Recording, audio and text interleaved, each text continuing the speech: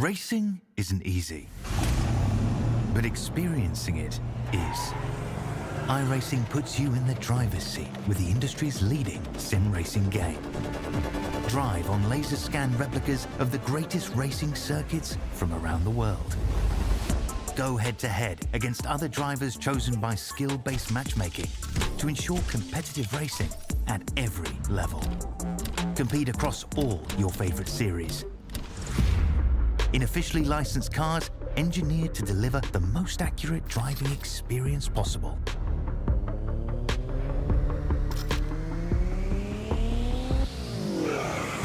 Join a race or host your own with players from across the globe. Race against the computer or in a league with friends. Feel the thrill behind the wheel. Visit iRacing.com.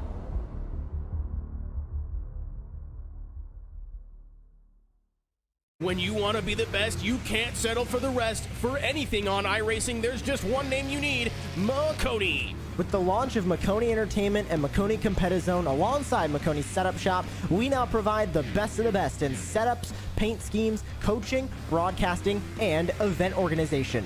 With cars across all 4 license classes, we have what you need to hit the track with confidence. Grab a subscription and save money while going fast at MakoniSetupShop.com/subscriptions. And remember, at Makoni Setup Shop, there are setups, but your victories.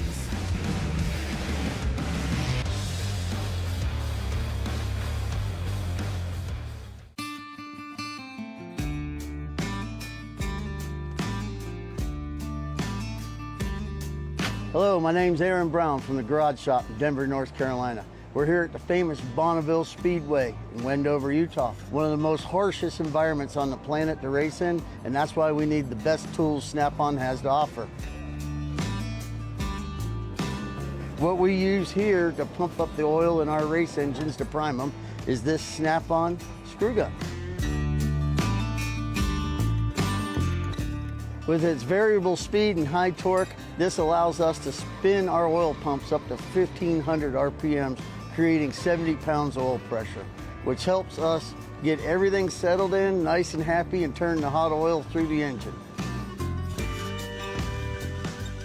It's compact, lightweight, and able to fit in really tight spaces. Its 9-position clutch allows us to torque things, nuts, bolts, from 8-inch to 50-inch pounds. Small size and high performance helps us get into many places on a race car where normal tools can't. Under the dash and the engine compartment, we also use this to drill a lot of holes in very tight spots.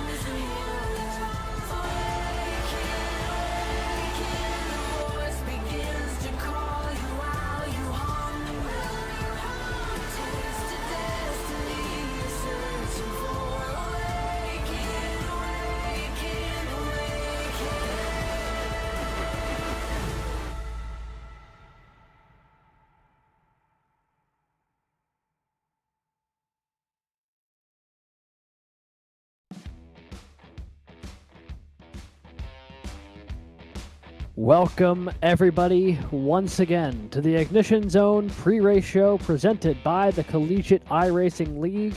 Excited to have you along tonight for what should be another thrilling night of Garage Shop College Cup Series action here live on the CIL YouTube channel. Alongside me tonight's Brad Daniels. I'm Alex Gagnon saying welcome in and get ready for some 1.5-mile CIL action tonight at Texas Motor Speedway, a staple of motorsports culture down in Texas, a long list of different series it hosts across its many variations. But before we delve too much into Texas itself, Brad, how are you doing tonight? Absolutely amazing, Alex. I'm ready for some Lone Star State racing here. I think Texas, honestly, is one of my most difficult tracks to race. So we'll see how the drivers do with that tonight and see how that propels them into the second half of the season. Texas, certainly a polarizing track, and we'll certainly get to talk about that in a little bit. But bringing up on your screen here the schedule this season, Brad, I mean, tonight is the halfway mark of the regular season. So coming up on your screen in just a moment here is the schedule. Tonight is race 4 of that regular season. You can see there, Texas Motor Speedway, the second of 3 mile-and-a-half or mile-and-a-half adjacent tracks in a row before we get to Road Atlanta. And I think this one, while it is a mile-and-a-half like Kansas, these two drive so entirely differently. And I think it's going to be a real interesting test for the drivers tonight, particularly with their patience in 1 and 2. This track is very polarizing. Some people love it, some people hate it. There's a reason it appeared in 3 out of 4 CIL schedules through seasons 3 through 6. You know, it was a staple there for a minute, and then we haven't been to it in 2 calendar years, Brad. This is the first time since season 6. Fall 22 was the last time CIL took to the tracks here at Texas, so a couple of faces who have been CIL racing at Texas before, but it's been a minute. Yeah, Alex, pretty much we're going to see a mostly new grid for this Texas race. Considering the CIL, like you said, hasn't been here for 2 years, and really, I mean, the next 4 races are somewhat new to the CIL schedule as well, especially like Road Atlanta and New Atlanta. I mean, we're going to Atlanta twice in 3 races there, so I think this back half of the schedule will offer a lot of new stuff depending on who the drivers are on the grid are on, and then also what racetracks we're at. Yeah, for sure. Well, speaking of the way the schedule has gone so far, we'd be remiss in saying that so far, doesn't matter what track you've thrown in front of them, but the University of Oklahoma has picked it up and knocked it down. Winners last week at Kansas with Mario Miranda's late race win after John Hagan and Converse University's Jake Cummings collide. It was one of those races where Oklahoma was up front a lot of the race, and then looks like Converse was going to be in position to take it late until the two of them get into it off of turn 4, and Miranda steals it at the line. So, 2 race wins this season for Mario Miranda, but he really, I mean, he was the first to admit it. That one kind of fell in his lap last week.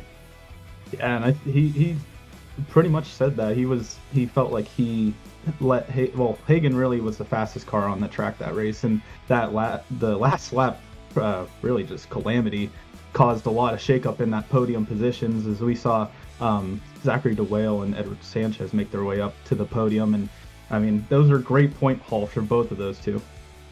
Yeah, speaking of the points, let's take a look at them now since you mentioned them. Mario Miranda at the top of the points standings right now with that second race win of the year, puts him into first with 128 points. Drew Williams continues to be rock solid there in P2, continues to keep pace. And then you got a really interesting situation developing in P3. John Hagan has a win this season, almost won last week as well. And then Jared Kaler, on the benefit of 3 straight 4th place finishes to start the season, finds himself tied for that spot. Jake Cummings, who almost won last week, now cracks the top 5. And a couple of new faces in that top group who are really putting things together here. Matthew Burton, Andrew Stagey, and then Edwin Onofre, Nick Stockner, Muhammad Alif as they run. I know the road courses are the things that jump out the most for Alif, but I think last week was a good step for him as far as getting into a rhythm here on these ovals. I agree, Alex. And another road course warrior, we have Clint Halterman in 15th. I think he'll be looking forward to Road Atlanta here.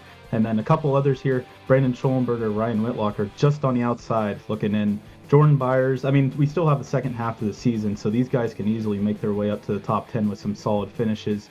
And then really rounding out this top 20, you see people like Bryce Kobler, Daniel Nanny, who had that fast run last week, and then just the end of the race did not come together for him. And then Sawyer Mullins, Lucas Moody, and Zachary DeWale, who had that third place finish. That really shot him up the standings. Yeah, and this is like the last kind of race of the season here where, if you're not where you want to be in points at this point, this is about the last time that you can really make something happen before you start running out of time. This is the midway point of the season, so if this season has not started off for you the way you wanted, gotta figure it out now. So you see this group here, 21 through 30. A couple of former CIL winners in this group, guys like Charles Wembley there in 27th, Jason Wallet in 29th. I mean, this is the make or break moment, I think, for these guys. They need a good run tonight to give themselves any hope of making it.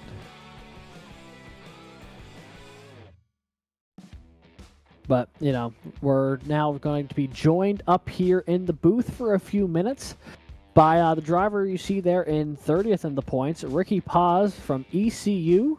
Ricky, welcome to the booth. 30th in points is not the reminder I wanted, but I'm happy to be here. Board material. That's right. How's it going, guys? We're doing great up here. And, the season started off really well for you. 30 points at Talladega really got things steered the right direction, but it's been a couple weeks for you. What is the approach tonight to try and rebound and get your season back on track here at Texas? Yeah, I'll be honest. Keep it simple, stupid. Really, it's been a lot of hard work for us trying to get to the front. We've got the speed. We're always a solid top 15 driver in the CIL, and so it's just trying to keep it simple. Stop overthinking, stop overdriving. We've got an EOL tonight, so that should be fun, and we'll work our way from the back. But yeah, let's keep it simple, save some tire, try and get some stage points if possible. That'll be the big one. But yeah, just we got to do better than we have the last 2 weeks. 43rd at Kansas. We got caught up in a wreck with Schulenberger, and then last lap incident took us out of a top 10 last week. So kind of driving over my head a little bit, and just gotta reel it back in.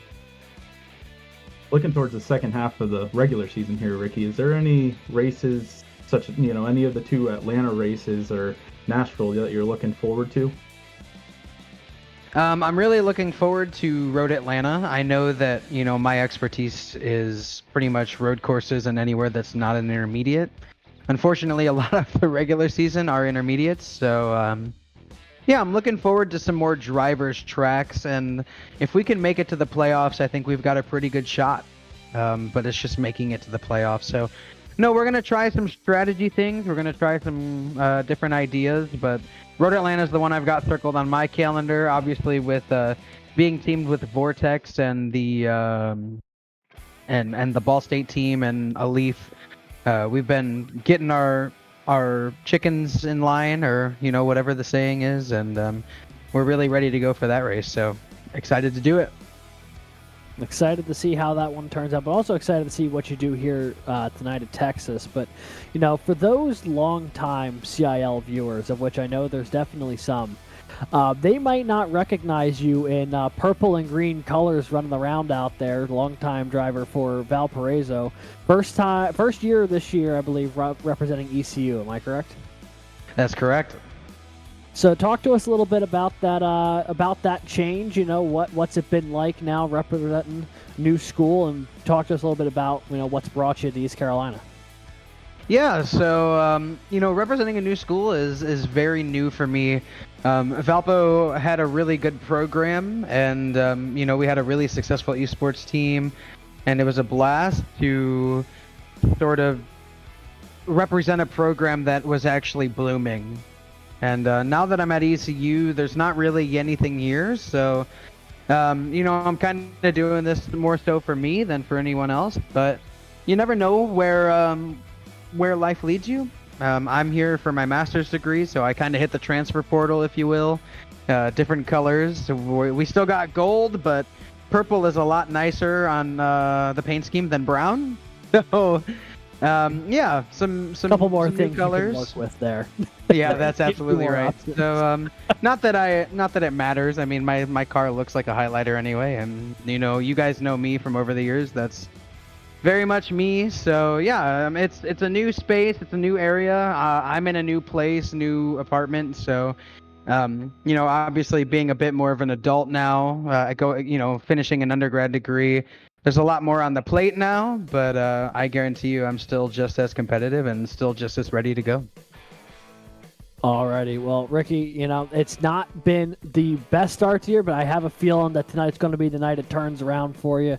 We're excited to see what you do out on track tonight. Anyone you'd like to shout out while you have an opportunity up here?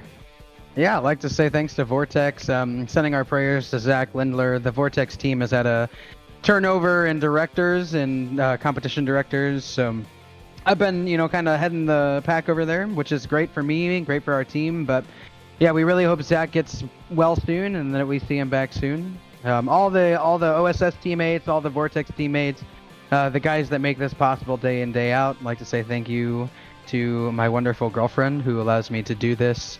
Love her very much. Thanks to my family, my parents who are very, very far away now. So hi to them all the way from North Carolina. And thanks to the rest of the admin team. It's been a fun season trying to learn how to be a competitor and an admin. And so really excited to see what the rest of the season brings. And thanks to the broadcast booth. You guys are always killing it. Alrighty. Well, Ricky, thank you so much for joining us up here in the Ignition Zone pre-race show. It's been a pleasure to talk to you and excited to see what you do out there tonight. Hopefully we have an opportunity to talk to you when it's all said and done this evening. Yeah, I'll tell you, I'll make it an interesting show from 43rd place, so keep your eyes open. Well, we'll be watching, that's for sure. That was driver of the 19, Ricky Paz, driving for East Carolina University for the first time this season being for the first time after a couple of years with Valpo. He was pretty candid, and I got to appreciate that. Obviously, this season has not gone quite to his plans at this point, but, maybe tonight it turns around. I mean, he was mentioning some of those Vortex drivers working with, like, Ball State and all, which does really intrigue me for when we get to Road Atlanta in a couple of weeks, what that program's going to look like. What that program will look like for the 19, knowing how good those Ball State drivers are at the road courses. How much of that will he absorb going into that? But even for tonight, I mean, Texas is just one of those tracks where if you can manage your stuff, you might find yourself in contention late.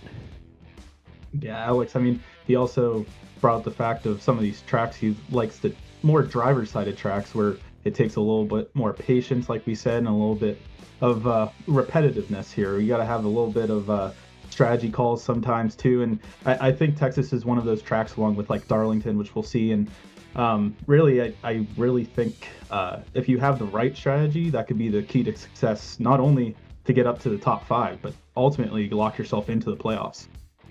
Yeah, well, with that being said, it's just about time for us to take a quick commercial break here to get ready to go for the Black Sunshine Memorial 200 presented by the Garage Shop. Should be a fun one. We're going to be bringing that to you in just a few minutes here. So don't go anywhere. We'll be back at like 8:50 or so. But until then, this has been the Ignition Zone pre-race show, and we'll see you again in a couple minutes. Racing isn't easy, but experiencing it is. iRacing puts you in the driver's seat with the industry's leading sim racing game. Drive on laser scan replicas of the greatest racing circuits from around the world. Go head-to-head against other drivers chosen by skill-based matchmaking to ensure competitive racing at every level. Compete across all your favorite series. In officially licensed cars, engineered to deliver the most accurate driving experience possible.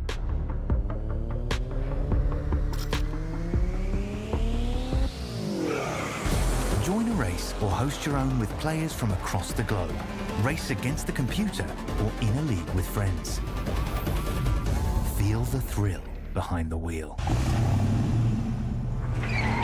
Visit iRacing.com.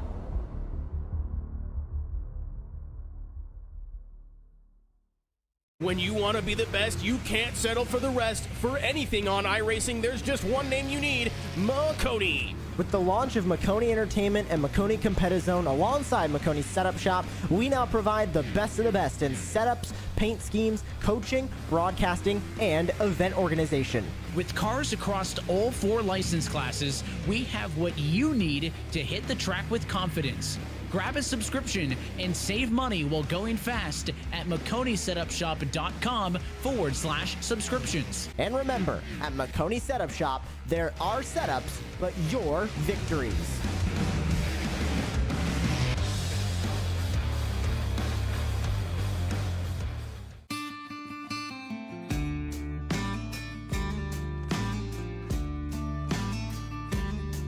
Hello, my name's Aaron Brown from the Garage Shop in Denver, North Carolina. We're here at the famous Bonneville Speedway in Wendover, Utah. One of the most harshest environments on the planet to race in, and that's why we need the best tools Snap-on has to offer. What we use here to pump up the oil in our race engines to prime them is this Snap-on screw gun. With its variable speed and high torque, this allows us to spin our oil pumps up to 1,500 RPMs, creating 70 pounds of oil pressure, which helps us get everything settled in, nice and happy, and turn the hot oil through the engine. It's compact, lightweight, and able to fit in really tight spaces. Its 9-position clutch allows us to torque things, nuts, bolts, from 8-inch to 50-inch pounds. Small size and high performance helps us get into many places on a race car where normal tools can't. Under the dash and the engine compartment, we also use this to drill a lot of holes in very tight spots.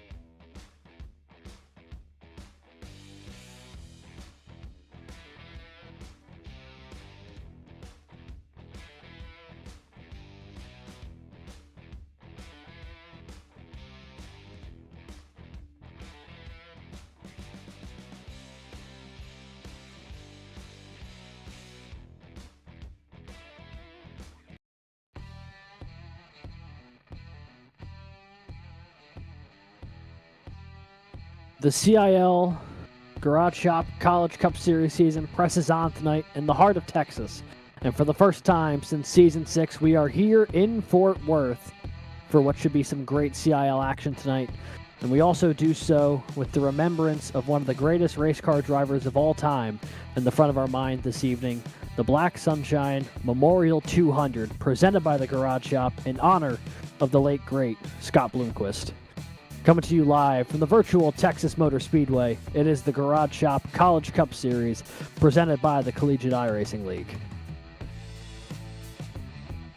Alongside producer Christian Hill and former CIL driver Brad Daniels, I'm Alex Gagnon, welcoming you in to tonight's coverage of Round 4 of the regular season here in the Garage Shop College Cup Series. After tonight, we'll already be halfway done this regular season, so all the more on the line here this evening.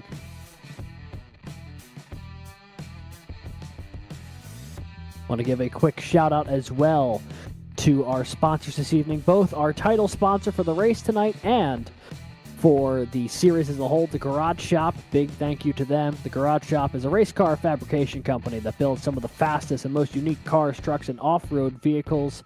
Their mission is simple: honor the racers who came before us and put our competitors behind us. And that mission definitely going to be front and center tonight as we remember the late, great Scott Bloomquist. Visit thegaragesshop200.com for more information. Brad, obviously we're here to celebrate the life of Scott Bloomquist with our race here tonight in Texas. But also on top of that, more than anything, the man was a racer, and that's what we're going to be doing here tonight. We've got a full field with a couple of cars who are going to be getting sent home for race 4 tonight in Texas. Second mile and a half of the year. What do you think are in store for these drivers tonight?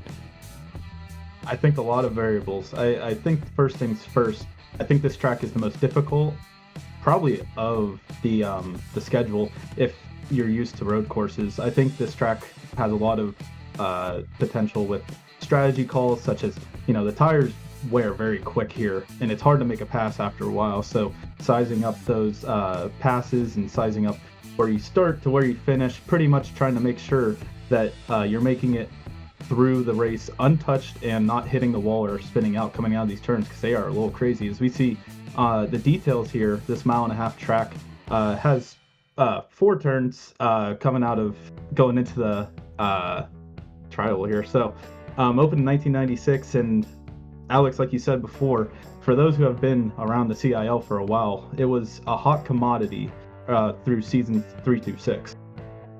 Yeah, it was here pretty regularly. We ran 3 times, seasons 3, 4, and 6, and then it did not appear on the schedule again until tonight. So not an opportunity that we get to have too often here in the CIL, but a track that we visit again for the first time in quite some time. But interestingly enough, 2 of the 3 previous winners here in the CIL at Texas in the field tonight going to try and go back-to-back or just pick up their second win here if they can help it. Tonight's race is going to be about the same length as last time around when we were here last week, 133 laps, 200 miles.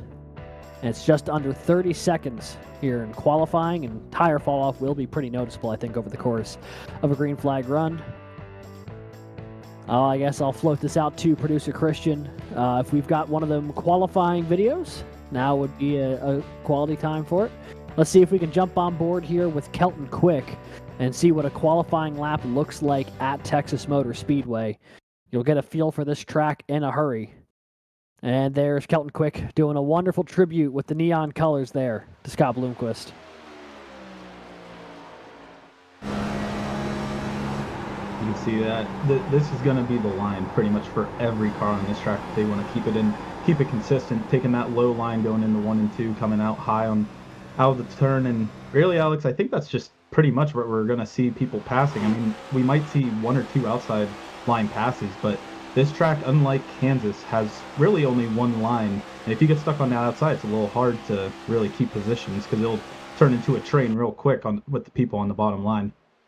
Yeah, the one good thing, if you end up higher in 1 and 2, you do get a bit of a better run off the corners. You see Kelton Quick run about a lane off the bottom here that time around. But he is slowing down to get off the throttle here after his lap. But you'll see occasionally cars will go up a little bit higher to try and get that run off the corner. And you can get that to work to a degree, but you're probably still going to end up losing time to cars who are able to dive it in deep in 1 and 2 there. And then the big thing with 3 and 4 is you want to set up that quad oval well. That quad oval at the front of the track, super narrow. And if you're not careful, it is super easy to get bottled up. We've seen it several times. I know both of us have experienced it here in the CIL. This quad oval is one of the more dangerous places on track if you're 2 or 3 wide, because it's so pointed and so narrow that it's really easy to end up in the grass, in the wall, or in some very specific cases on top of the wall. Yeah, I mean, Alex, you have that personal experience. Yeah, nah. Being on that wall, probably not by your your choice there.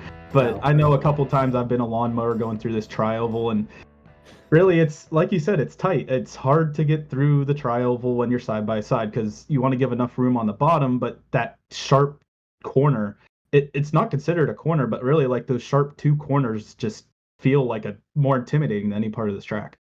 Absolutely. Well, with that being said, our grid is complete. Let's take a look now at how they're going to line up tonight. We had more entrants than we do spots, so a couple of cars are going to get sent home. And we'll see who they are in just a minute.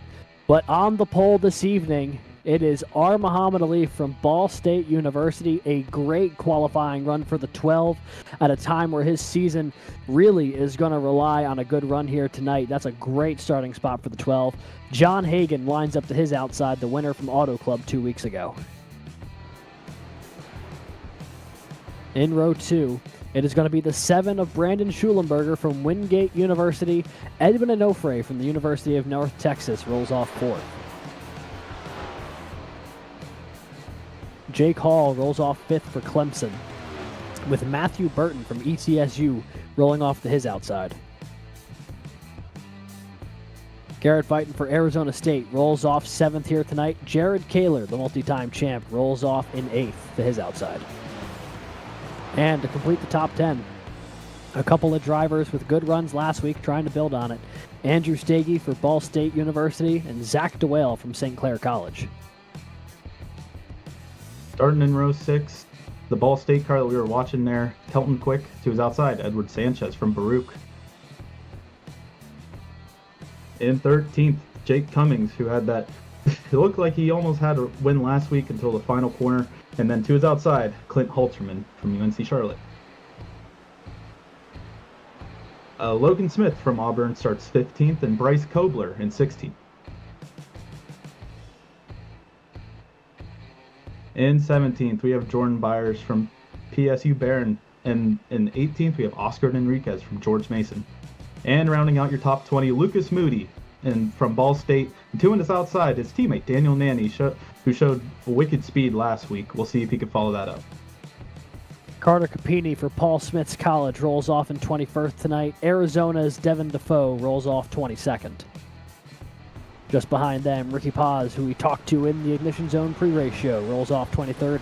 Second place in the points, Drew Williams rolls off 24th. Connor Martin rolls off 25th tonight for ETSU. Ryan Whitlock from Alabama Huntsville rolls off in 26th.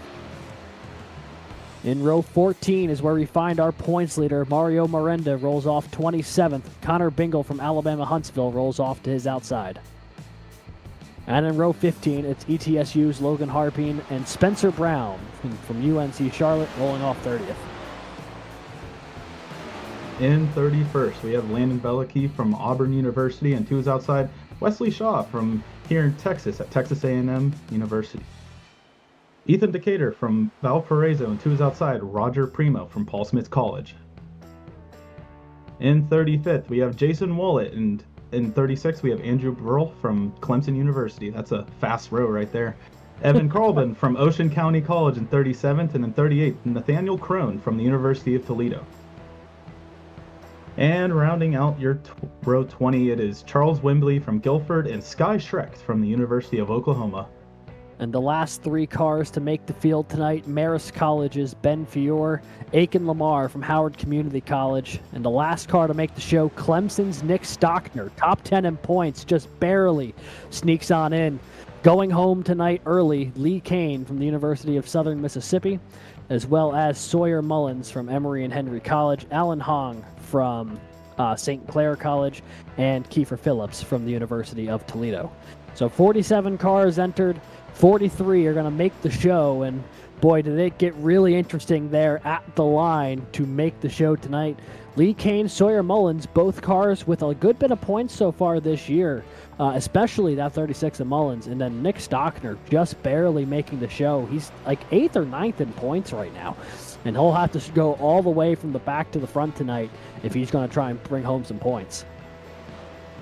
Yeah, it's not easy to pass here, Alex, so I think Nick Stockner is going to have to show his brutally, he's going to have to show his skill here trying to pass everyone in the field, actually. I know we have some EOLs, but also that's a hard task to go from 43rd up till the top 10, especially here at Texas. Yeah, he'll certainly need to take advantage of every break that comes his way. But, I mean, there is talent stuck all throughout this field. I mean, Charles Wembley qualifying 39th. He's a previous race winner. Jason Wallet qualifying 35th. Landon Velicky and Spencer Brown 30th, 31st. Mario Miranda, our points leader, qualifying 27th tonight. Like, there is, I mean, this is going to be a big mix-up, I think, in the early going of cars that we normally see at the front making their way up there versus the cars that maybe we don't see at the front too often, but put together a really good qualifying run, going to try and hold on to that track position. But, you know, we talked very briefly about the 73 of Wesley Shaw, and want to give a quick shout out to the hometown driver tonight from Texas A&M Texarkana. from Fort Worth. This is his local track, to my understanding, and I also believe, if our admissions form for the league is to be believed, today is his birthday, so happy birthday to Wesley Shaw. He's going to try and make something happen here, not only on his birthday, but in his hometown race, but he's got some work to do, Brad. He's going to be starting 32nd tonight. Yeah, and he's going to have to really, I mean, everyone in the back half here is going to have to find a way to pass cars early on these tires, because once these tires wear, it's going to be hard to get up towards the front. And I think Wesley Shaw, he can be a man on the mission here, pulling it from 32nd. It is his home track. He knows how to get around here. Looks like cars starting to make their way out on track here. Should be a fun one tonight. Have an opportunity real quick for a little race analysis, if you will. Tonight's race, 133 laps, 200 miles around this 1.5 mile speedway. The stage break tonight scheduled at lap 60, so just before the midway point of tonight's festivities. Pit lane speed, 45 miles an hour. They've got 5 sets of tires available. And the estimated fuel window is just longer than that opening stage, but I do believe it's going to get little short on the second half of that if this were to go green the whole way. So there would be a second stop that will be needed tonight, but should be interesting to see how this plays out. Our Muhammad Alif, Edwin Onofre, looks like the 27 of John Hagan, one of those cars who may have needed to take an EOL. So it'll be Onofre lining up in the front group here alongside Wingate and the 33 of Matthew Burton. But I just heard from race control that they are going to be extending this one more lap to give the field time to get set up here. I mean, it's not too easy, Brad, getting 43 cars all queued up here in just one lap. Yeah, I mean, some of the bigger tracks, it's, you have more time to get around the track so you can get formed together here. But you could see back at the end, I mean, cars are just getting there. I mean, it's kind of just like, rush hour traffic at a point where everyone's a little delayed. So also they're trying to figure out the EOLs, so a little more complicated than normal. Yeah, for sure. So the field will get all nice and grouped up here. Looks like the field is kind of coming together, and next time around is when they'll let these bad boys go racing here. Should be a blast, and of course, no better way to honor Scott Bloomquist than with a full 43 car field here tonight to let him rock and roll, the multi-time late model champion and World of Outlaws champion. See some great paint schemes made for this race. I think it's going to be a visually great race, and overall just a great race. Yeah, we encourage the drivers tonight to throw some neon on their paint schemes in honor of Black Sunshine. And you see Kelton Quick, one of the drivers who took them up on that offer. There's a couple throughout the field that we will be spotlighting here tonight. I know Logan Smith from Auburn has also done so off the top of my head.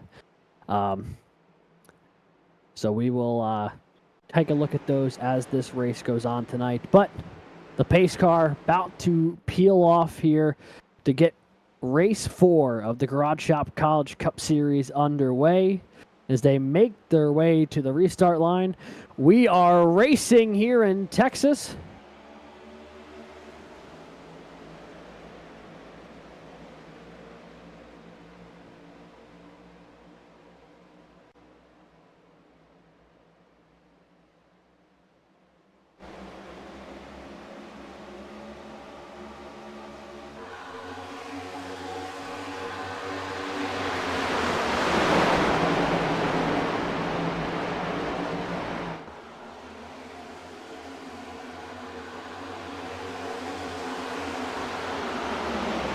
First laps in the book. Alif gonna hold serve at the front of the field, but it is all types of busy behind him. Schulenberger right to his back bumper. Here comes Jake Hall as well. 2 by 2 they go from 5th on back. You can see how dense traffic is getting deeper in the field.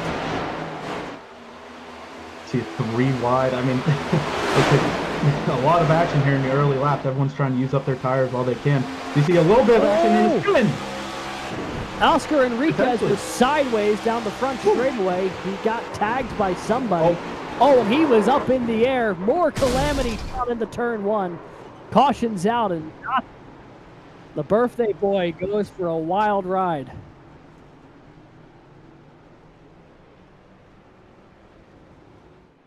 Man, oh man, that's hey Alex. I mean, we called it that tri-oval caused this whole thing to happen. It looked like it was a little bit of tight racing back there. It looked like about 10th place, I believe, and it just looked like a bunch of bumper cars. Yeah, that was that got really narrow in a hurry. One of the cars I saw go around there was the 56 of Enriquez. He was 3 wide up high with a couple of other cars, and I think the other cars below him got into him. Yeah, Kobler and Stagey make contact up the track into the 56 of Enriquez, and then gets collected by the 063 of Devin Defoe, and then nowhere to go for Wallet. I mean, and that's just one piece of the incident. Carter Capini gets tagged as well. Man, a big wreck here in the opening laps. There you see the 11 of Carter Capini, who was behind all of this as it happened. And then as he's trying to get on by, just right into the back bumper of Defoe, and then gets shunted by one of the ETSU machines. Decatur involved, Shaw, Charles Wembley. I mean, the 53 you see around. A massive amount of cars torn up in just the opening couple laps. Whew, that is carnage right there.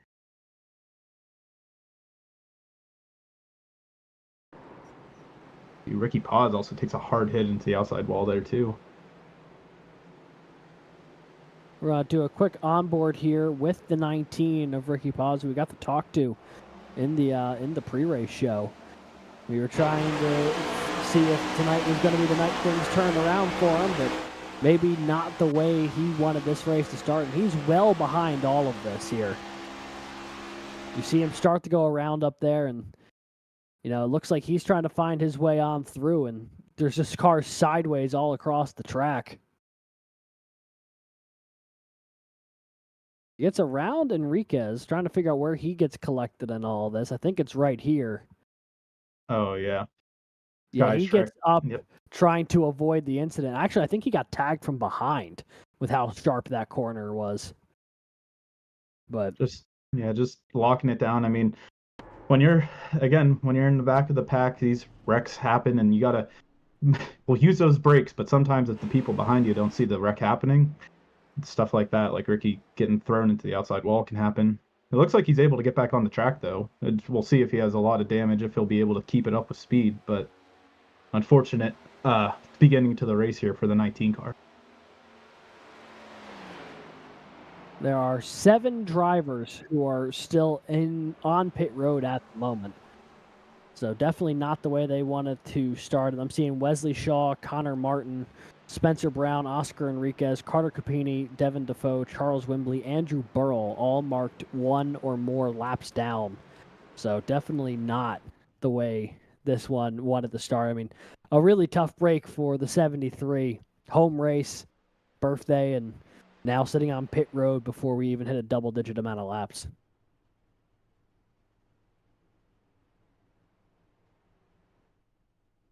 You can see Spencer Brown, Connor Martin, some others that unfortunately have to take a seat here. See if they can at least salvage some points. Those 63 of Devin Defoe, which is just a lot of carnage here in the opening laps. Yeah, no kidding. Nope. Well, this has certainly been a way to start the event here, that's for sure.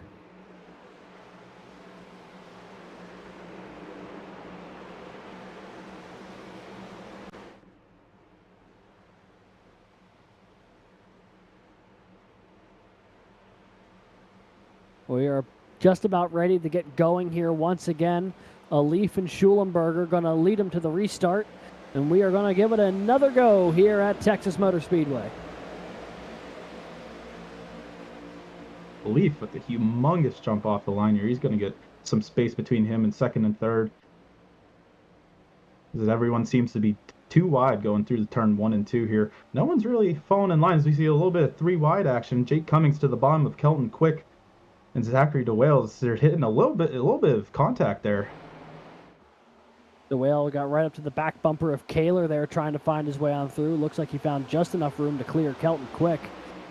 And they start the single file out there inside the top 10, but just behind them, it continues to be pretty hectic. Halterman, Nanny, DeWale, 3 previous CIL race winners here, all in a ball just outside the top 10, trying to find their way up to the front of this field. I mean, there is just a ton of cars searching for not a whole lot of real estate out there right now. And now Daniel Nanny into the back bumper of his teammate. Bumper cars there on the low side. DeWale got shuffled out of line. Could have been a far bigger issue, but he will collect it. No one goes around. We stay green. Certainly, I'm sure, going to spike the heart rate of the 100. Yeah, you had to save it there. The apron here is slippery, so you might see if any car gets stuck down there, they might send it around here later on. As we see the 33, Matthew Burton and the 95. The 95 pulls ahead of the 33 going into turn 3. As Kelton Quick looks to the outside, I think he's, again, Alex, I think a lot of these passes are going to have to happen within these next couple laps, because once the tires fall off a cliff here, they fall off a steep cliff. Yeah, and then it really just becomes a matter of how much did you save, and you can start picking off drivers one at a time once these tires start going away a little bit. But, you know, for right now, when everyone still has fresh tires, you're going to see a lot of aggressive moves to try and capitalize while they have the opportunity. Speaking of the 30. Yeah, bit of a cooler track out here tonight in Texas. Track temp only 75 degrees, so it's going to take a little longer than usual for those tires to get up to a nice racing temperature, which I think is part of the reason we saw that issue on lap 3 to start this race. You know, those tires weren't up to temp yet, but they were really trying to send it through the quad oval. And now it looks like things starting to settle in just a hair. Edwin Onofre throws a bit of a block there on the 95 machine. Cummings looked low, and Onofre said, no thank you. And he'll pull right up to the back bumper of Edward Sanchez. Sanchez running P5 right now after a bit of a surprise runner-up finish last week at Kansas. It was a really good run for the Baruch College machine, and looks like he's following up with some pretty good speed again here tonight, currently running in the 5th position. Staying in tow with the 55 there, and you can see this front 6 looks like it's in, or at least front 5 here is Edwin Onofre and Daniel Nanny are side by side. Nanny's just making that outside line work right now in that purple 30 machine. Daniel Nanny had a ton of speed last week at Kansas, was the only car who had something for Miranda and John Hagan, and then just kind of had a bad stop late in the race, lost a ton of track position, and that was more or less the last that we saw of the 30 car. Looking to try and rebound tonight. We're on board here with Edward Sanchez, the Baruch College driver, watching this unfold in front of him. Garrett Vitton and the 30 of Daniel Nanny really all over each other right now. Here goes Cummings to the high side. Converse University trying to capitalize. Sanchez is giving the bumper to the 30, and it looks like a little 3 wide as he pokes his nose to the low side. Cummings is able to clear the 30 of Nanny, so it's a 2 wide battle now as Cummings is looking for the 4 spot from Vitton. Yeah, a lot of cars getting stacked up behind that 55 right now, and I don't think the Arizona State machine is slow. He's just got a ton of really fast cars behind him. As you can see, the ball of cars back there on board off the tail end of Jake Cummings' machine. You can also see him on the bottom right side of your screen, but 2 by 2 they go really throughout the rest of the top 10 here. Everything getting stacked up behind the 55 of Garrett Vitton. And you can see both of these cars sending in a little further than Cummings.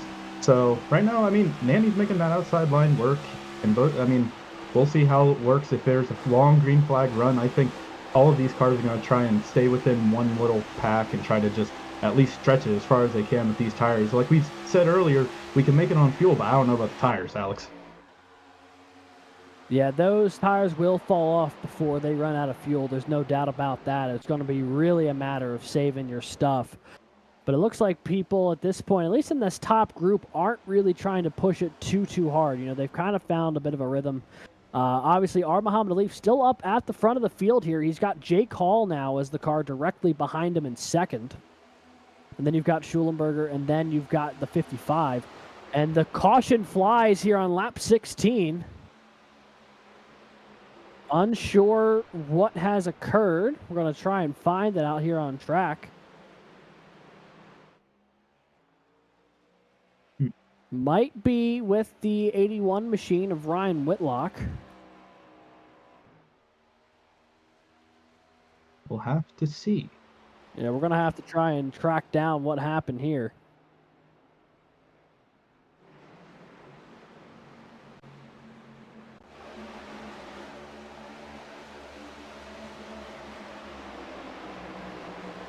See Ryan Whitlock on the outside of the Oh, car of Jordan Byers, and just gets tagged, and honestly, yeah, that was a great save. Lock the brakes, making sure he didn't go back into the traffic here. Saved himself in a lot of cars. that he did. And honestly, that could have been a lot worse. Yeah, I see why iRacing threw the caution when he was, sideways and slowing down in the middle of the corner, but ultimately not nearly as dramatic as our first caution of the night. And, it could have been a lot worse. So we'll jump on board here with the 81 of Whitlock. And you see Jordan Byers right to the inside there. It looks like Whitlock came down just a little bit, and I think he thought the 8 was going to be all the way down at the apron, of which I don't believe he was. And it resulted in a bit of a contact between the two that just sent the 81 up the track as he got tagged in that vulnerable spot of the car where, it doesn't take a whole lot to get the thing to start spinning. And you can see, I think Whitlock was trying to push him down a little further than, Byers was willing to go there. He gave him a little bit of a shove, but really 2 cars going for the same space. I think Byers is able to save it too. You can see that car got loose from the 100, getting a little antsy behind. Yeah, and that's the thing when you have a 43-car field. The moment you get out of the throttle, you better pull those belts tight because you might be going for a wild ride whether you want to or not. So you see the 8 on pit road here. A bunch of other cars also made stops there to ensure they were good through the end of the stage.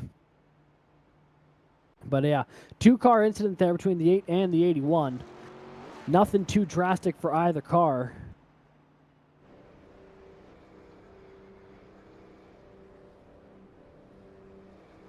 Yeah, let's see if we can pull Spencer Brown into the booth here real quick. Hey there, Spencer. This is Alex and Brad in the booth. You got a copy?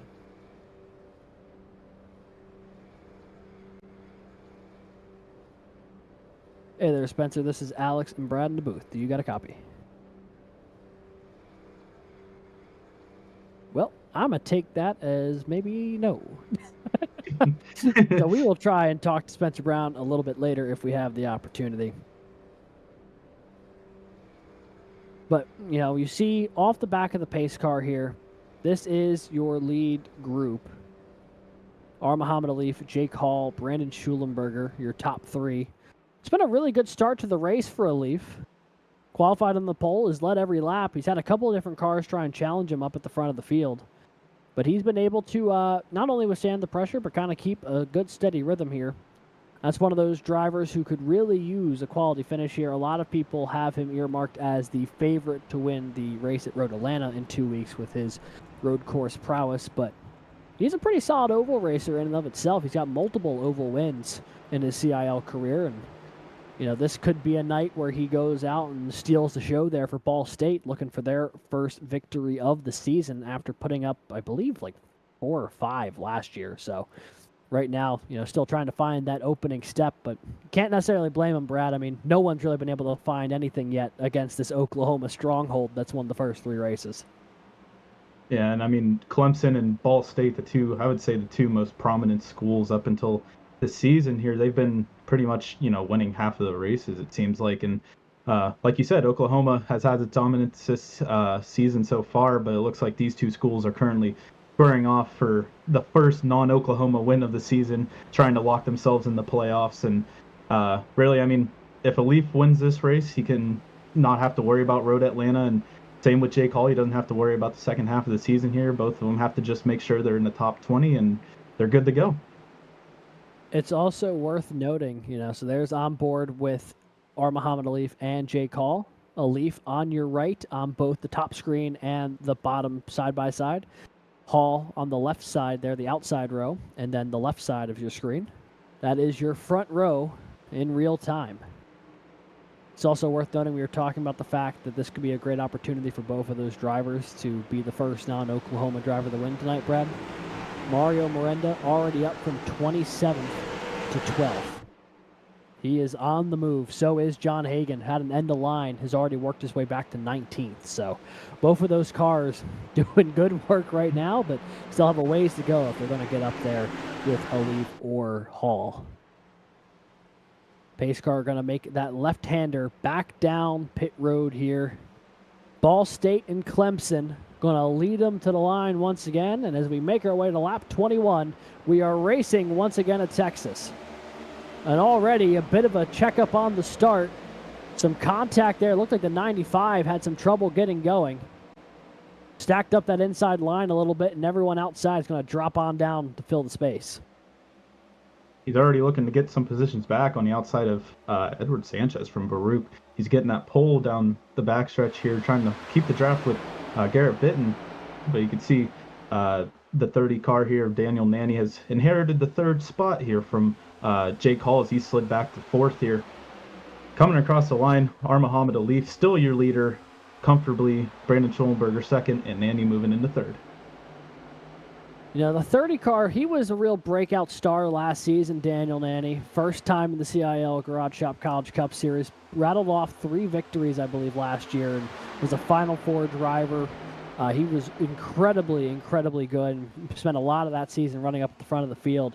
Took him a couple of races to kind of get his foothold, but we saw the flashes of it last week when he was running down Hagan and Miranda, and now back again up inside this top 3 group, looking to the inside of Schulenberger here.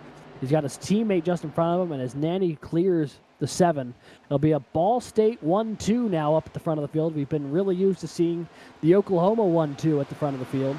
Now we're seeing it is the Ball State cars, but don't count out Oklahoma yet. Mario Miranda up the P6. You can see that red and black Sooner car trying to go make an elevator move on Jake Cummings.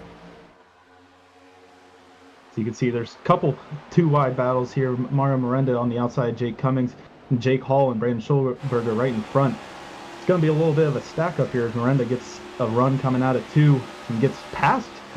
He's possibly going to get by all 3 of these cars going into 3 on the outside of Schollenberger now. The 2 Ball State cars are looking behind, trying to get away from this Oklahoma car. Yeah, they're trying to figure out what they need to do here, and you can see how active on the wheel there the 89 was through 3 and 4. He's run that high side and was doing a nice bit of seesawing to keep that car balanced while keeping the throttle down. Let him get those spots, and now it looks like he's going to have his sights set on tracking down the 2 Ball State Cardinals in front of him. Muhammad Alif, Daniel Nanny, and now Mario Miranda, your top 3 as they run on lap 25. But, I mean, as this battle's unfolding in a few laps here behind them, it is still very furious action back there. Jake Hall, Garrett Vitton rolling there for P7 or P6 on track. Bryce Kobler, Edward Sanchez just behind them. I mean, there is a lot to take in this top 10. Oh, the 55 got loose and nearly collected the 98. This track is slippery, so you'll see a lot of cars get loose as the tires wear. As you can see, Vitton's now under attack from Bryce Kobler, who's able to make the move going into 3. He doesn't have to worry about exiting that low line coming out of 4, which will help a lot.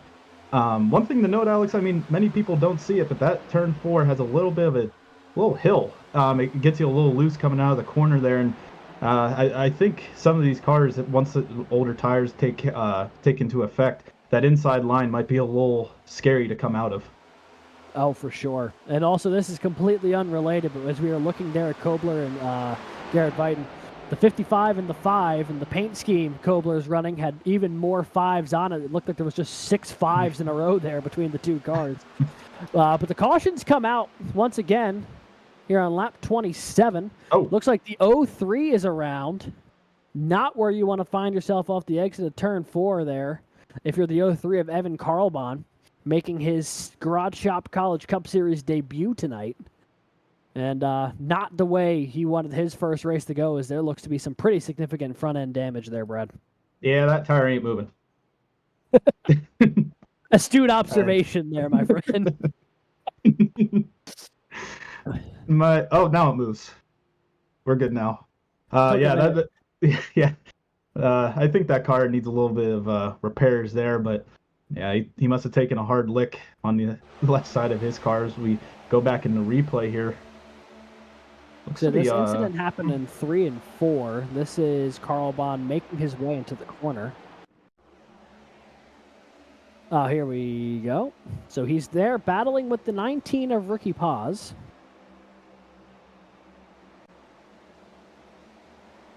And no. A little bit of net code resulting in a big bit of damage for the 03. And then some late braking from Carter Capini. I was trying to figure out the way I wanted to word it. The way race control has stewarded that incident has been, and I quote, unholy netcode. And I tend to agree because, boy, did that I mean, there was no contact between the two, and then it just launched the 03 up into the outside wall. I mean, that wasn't even like squeezing him down. He just really got unlucky there. He left as much room as you need to, really, for a car at least. And you see going into 3 here, he's, I mean, running a little low and just gets tagged. And I mean, you can see Ricky's down here. I mean, he is getting squeezed a little bit, but you can see, I mean, you can see that gap there. Yeah, there's still very much a gap there. This bit of the contact is actually happening, but the only reason he's that sideways is because of the netcode in the first place. And at that point, there's absolutely nothing you can do once you start going around there, and then just massive contact for the 03. But you can see just, I mean, yeah, not even close to actual contact there. iRacing has decided that tonight was not going to be a quality debut night for the 03, and then that insult to injury, the 11 trying to get out of the way, collects him as well. And I know it's happened to all of us, really, if you've raced in iRacing. Just the netcode, the iRacing is trying to predict where the cars are going, and sometimes it predicts wrong, and that is unholy netcode, as race stewards have declared. But now we're going to try second time here to talk to our friend Spencer Brown. Spencer, this is Alex and Brad in the booth. You got a copy? Hey, how's it going? Hey, there we go. Well, Spencer, obviously not the way you wanted tonight to start out so far, but still plenty of time to try and work your way back to the front of the field. But we wanted to talk to you a little bit tonight about Scott Bloomquist and the Black Sunshine Memorial 200 here, presented by the Garage Shop. Talk to us a little bit about both the Garage Shop, but also Scott Bloomquist and why this event is being held in his honor. So I work at the Garage Shop as an engineer, but and we've talked to him in the past about doing some stuff. And I grew up watching Scott Bloomquist doing late models and stuff in the 90s and 2000s. And I always thought he was a really great person and driver. He was really meticulous. I mean, he was always detail oriented, and he always just he's just a really smart guy. But no, yeah, it was really sad to hear of his passing and stuff. And me and Tony talked about maybe just doing the Black Sunshine Memorial for him and stuff like that, just because he did so much for racing and who he was. Yeah, he certainly meant a lot to a lot of folks. Sounds like you included. Looks like things are starting to get gridded back up here. So I'm going to ask you real quick, anyone you'd like to shout out while you're up here in the booth so we can let you focus on this restart in a second. Just I guess the Garage Shop, and the Memorial Scott Bloomquist and stuff like that. If we get another call shot, I'll tell you a quick story about what we had with him at the shop at iRacing when he came by to talk about some things. And absolutely. Well, it was kind of funny. Caution. Yeah, next time. Next caution, we'll try and get that set up. But here, we'll let you focus up here. Okay, good. Thank you.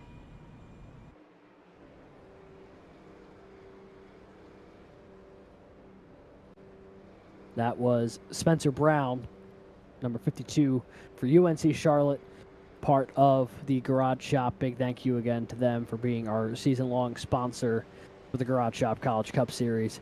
We'll talk to him a little bit more later on in the race tonight so we can hear that fun story that he's got with Scott Bloomquist. But on the front row, it's a couple of Ball State Cardinals, R. Muhammad Alif, Daniel Nanny up front. Mario Miranda, Brandon Schulenberger, row 2. Bryce Kobler, Clinton Halterman, row 3. As they get ready to go here. Still a ton of cars competing in this one. Green flag in the air, racing once again at Texas.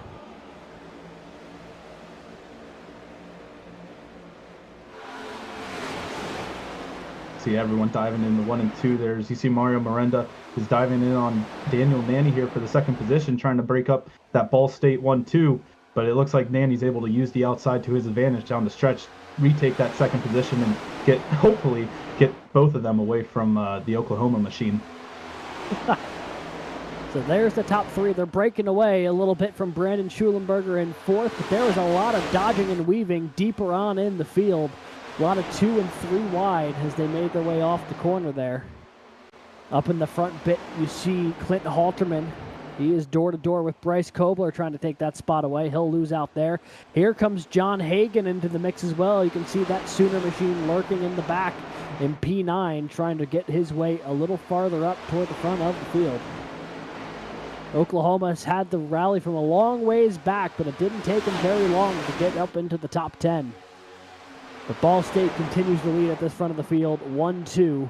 There's been a really, really quietly confident night for the 7 and the 5 machines there. Brandon Schulenberger for Wingate, Bryce Kobler for, I believe, Emery and Henry. The two of them have just had a very solid race to this point. And have put themselves in position as we got a pass for the lead maybe. Nanny looks to the outside of his teammate R. Muhammad Alif.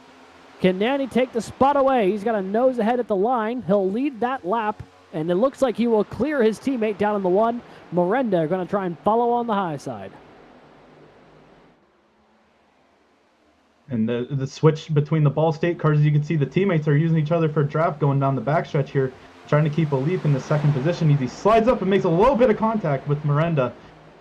With 100 laps to go here, I don't think we need to be going that crazy. As you see, Brandon Schulenberger is trying to look on the inside, but Miranda's going to be able to take that second position going through the tri-oval. Yeah, now Alif right back to the inside of the 89 here in 1 and 2. Good scrap going on for second. The 12 moving up the track a little bit.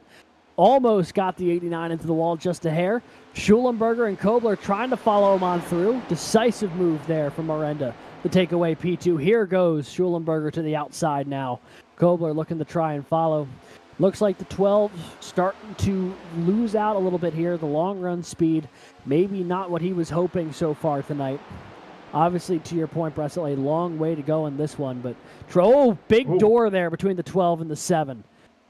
Sure, Schulenberger not going to be too pleased with that. You can see him on the screen here.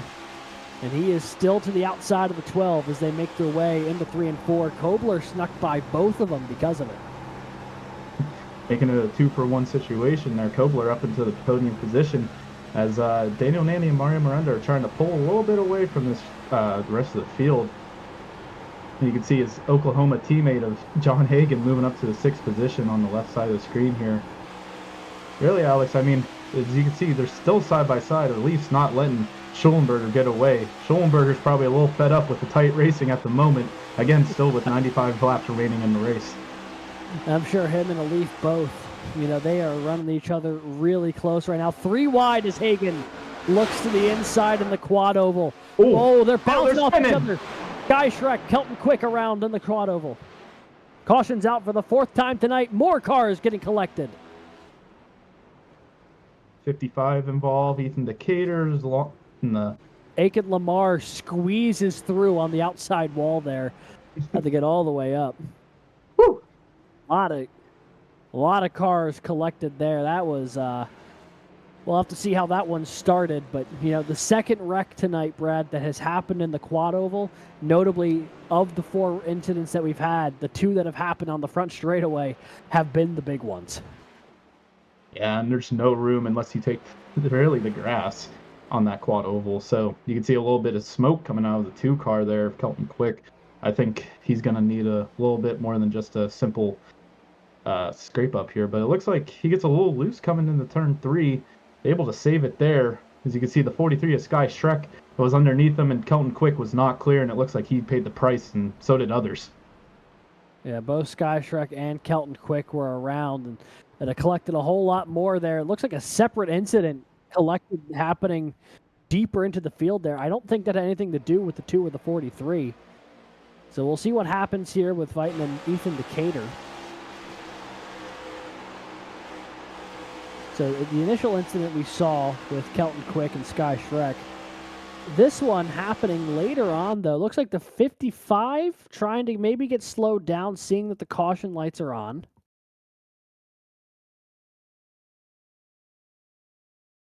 Oh, someone big time hit the 111. I think that was the 53 of Roger Primo, and it just was pinball action. It also caught up Edwin Onofre at the end of that as well. But I think a lot of that started with the 53. Or not the 53, sorry. Who was behind the 10? Oh, it was the 53, because they both passed him here in 3 and 4.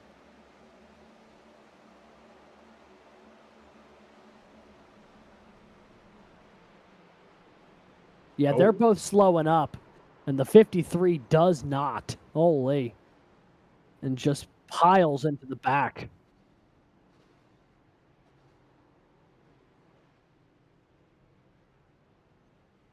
We'll take one more look at the front end of this incident here with the 43 of Sky Shrek.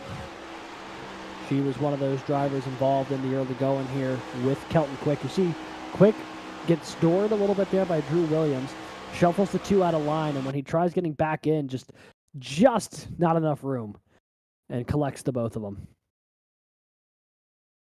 And Sky had a chance to save it, but yeah, it really was all hands on deck whenever there was a little bit of contact there. Unfortunately for her night, it's gonna be a little harder to get up through this pack because you see just all the cars sliding on by.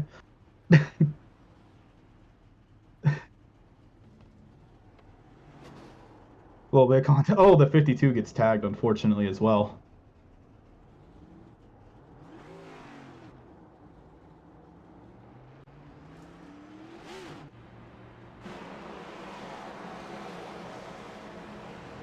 Well, it has certainly been an eventful start to this one.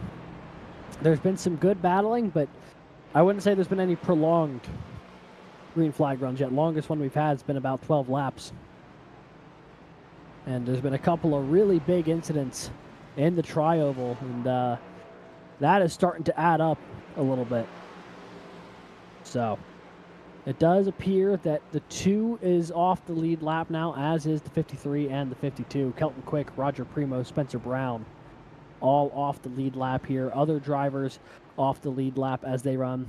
Evan Carlbon, Connor Martin, Devin Defoe, Carter Capini, Charles Wimbley, Oscar Enriquez, Wesley Shaw. All those cars off the lead lap, a number of them out of this race. Still 33 cars scored on the lead lap, though, including the 111 of Ethan Decatur and the 43 of Sky Shrek, who were just caught up in that most recent incident. A couple things to note here while we're under caution, Alex. The top 3 all started outside the top 15, so they have been really moving their way through the field here. And the one thing to note, also, Jason Wallet now up in the top 10, started way back in the 30s, and now is trying to make his way to the front. Oh, yeah, 35th to 9th for the Drexel University driver. It's been a really, really nice drive for Jason Wallet. After not qualifying for Talladega, he's been fighting an uphill battle all season long, trying to get himself into playoff contention here. And so far, doing a really good job tonight, putting himself in position to do that. I mean, up 26 spots in the opening 43 laps is truly an incredible piece of work. So he's had a really good drive up to the front. Mario Miranda, 27th the second. Daniel Nanny, 20th the first. Yeah, there's some big movers there. So there's the most positions gained.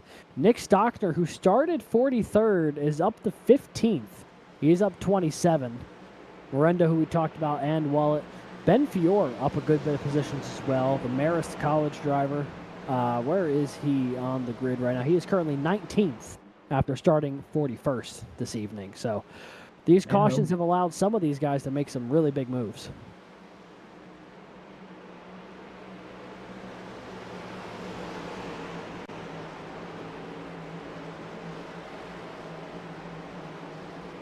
Pace car going to peel off once again here, getting ready to go once again from Texas Motor Speedway. Daniel Nanny and Mario Miranda going to lead him to the green flag. Good launch from the 30 to get position over the 89 as they make their way in the 1 and 2. And John Hagen was giving a push to Brandon Schollenberger off that line.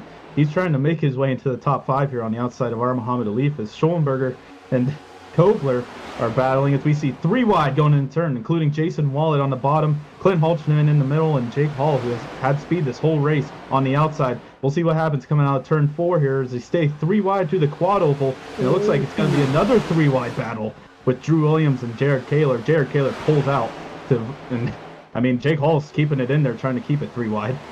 Yeah, it's the last place you want to stay 3 wide was the trioval there, but they made it work. Some looks at some of the onboard cameras there. That's Clinton Halterman on your right. And that's basically everybody else on your left. So now a couple of Clemson teammates going to battle there. Jake Hall and Drew Williams. Now Drew Williams on board there on your left side of your screen. Clint Halterman on your right. They are the middle and bottom of this 3 wide here with the 98 of Jake Hall. Clint Halterman, I'm sure, not super happy about being 3 wide lap after lap, especially because he continues to be the middle car in all of these equations. He's going to lose out to both of those guys and falls back to P10. But the pressure is not done yet. He's got his teammate Jared Kaler looking to the inside now. And that's the thing with how cramped things can get on the restart here. You lose out one spot, but you can't worry about it because there is going to be right there, someone's going to be there to fill that spot and try and take another spot from you. Oh yeah, and as you can see, a lot of people, as we have a battle for the lead between Nanny and Mario Miranda right now, so you see a little bit of elbows brushing here. John Hagen and Brandon Schollenberger for 3rd. Jake Cummings is trying to make his way past the UNC Charlotte cars. So you can see he makes it past Clint Halterman, is on the back bumper of Jared Kaler coming out of 4. There's a lot of action up here in the top 15 or so. I mean, really the whole field from the looks of it. Yeah, there was a lot of battling going on. It looks like, there's still a ton of battling throughout this field. Looks like actually there may have been a bit of contact between the 2 leaders, the 30 and the 89. That's what sent Miranda back a little bit. So I think there was a bit of contact between the 2. Here comes John Hagen now trying to work his way up toward the front. He just cleared Bryce Kobler. Looking to the inside of Schollenberger here off of 4. Looks like Oklahoma's going to find their way toward the front once again. They have not taken the lead away from the 30, but Miranda is certainly trying to do so. Meanwhile, Schollenberger continues to run inside the top 4 where he's been all night long. That 7 machine is pretty fast tonight. Oh yeah, he's got it geared up. Same with Bryce Kobler. Those 2 cars right now are fast and furious, but Brandon seems to be stuck on the outside here. John Hagen's going to stay on that inside trying to make his way by, but these 2 cars seem to be stuck together. So you can see also a couple battles behind, or positions behind. There's a battle for between Drew Williams and Muhammad Alif for 6th place. So it's, even though it's coming to the stage break here, Alex, everyone's trying to get some positions. As you see, Jake Cummings takes it 3 wide going down the backstretch. Now 2 wide with Drew Williams. Yeah, a lot of cars still fighting for positions here while they have the time. Stage break scheduled for lap 60.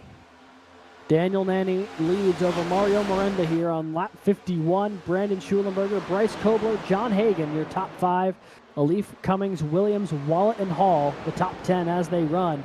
But still a lot of positions up for grab as you can see how stacked up this field is. Here comes a pass for the lead. Miranda looking to the inside of Daniel Nanny in turn 3.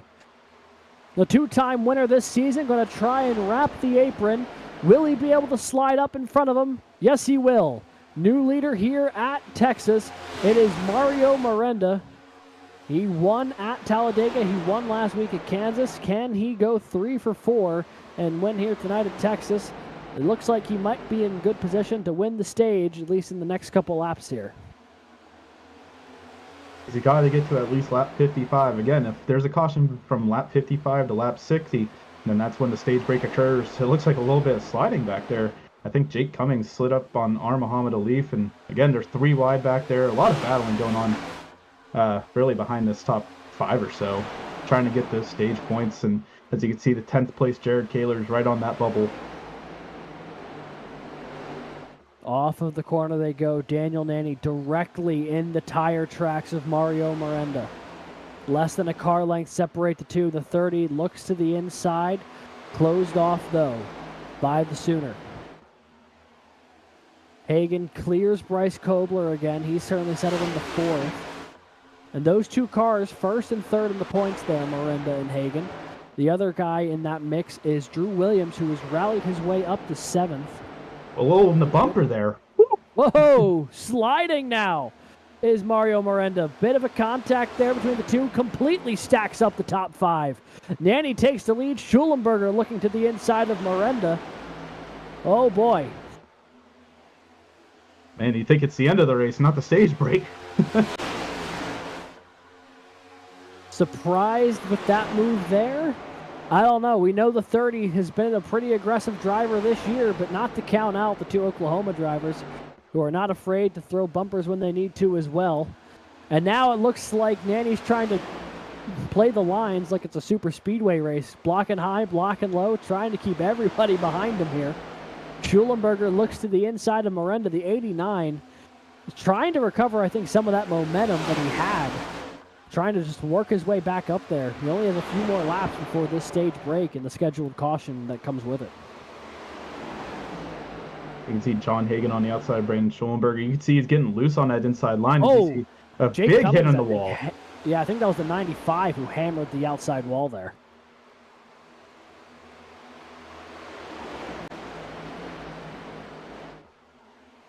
One thing I did notice, Alex, is Jake Cummings and Daniel Nanny have a similar paint scheme as in color.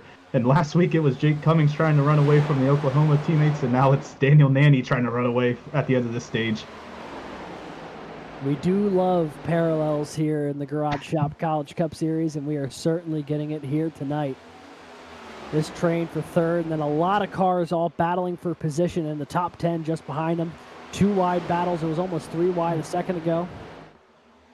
Coming to the line here, it'll be 3 laps to go, I believe, in this stage. Daniel Nanny has Mario Miranda right on his back bumper. The 89 leaning on him down the front straightaway. Little bit of contact between the two.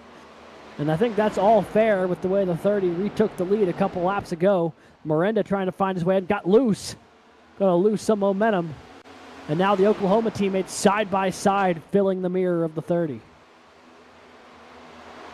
You can see it looks like Hagen's going to be the one trying to take the lead away from Daniel Nanny here as we come to 1 lap to go here to the stage break. Nanny leads over Hagen and Miranda. Alif and Kobler, your top 5. Cummings, Williams, Schulenberger, Hall, and Whitlock, your top 10 as they run right now. Couple of big names on the outside trying to get stage points here with Kaler and DeWale.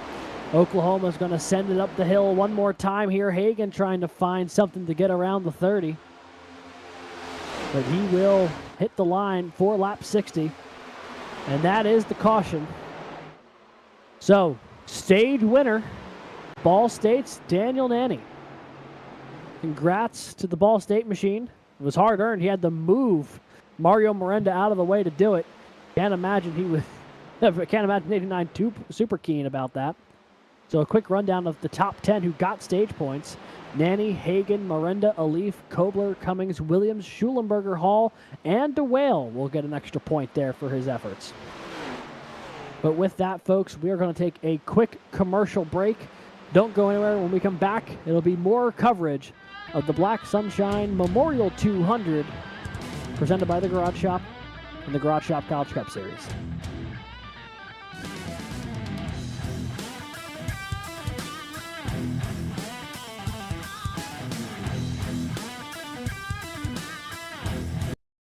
Racing isn't easy, but experiencing it is.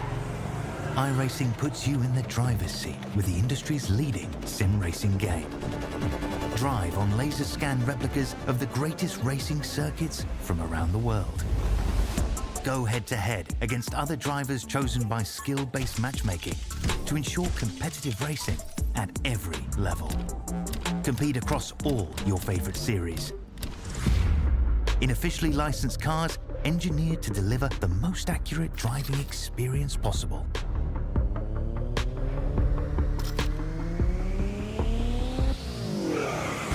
Join a race or host your own with players from across the globe.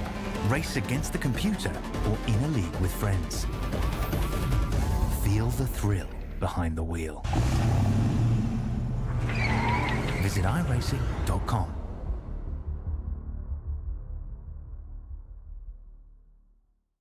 When you want to be the best, you can't settle for the rest. For anything on iRacing, there's just one name you need, Makoni. With the launch of Makoni Entertainment and Makoni Competizone alongside Makoni Setup Shop, we now provide the best of the best in setups, paint schemes, coaching, broadcasting, and event organization. With cars across all 4 license classes, we have what you need to hit the track with confidence. Grab a subscription and save money while going fast at MakoniSetupShop.com/subscriptions. And remember, at Makoni Setup Shop, there are setups, but your victories.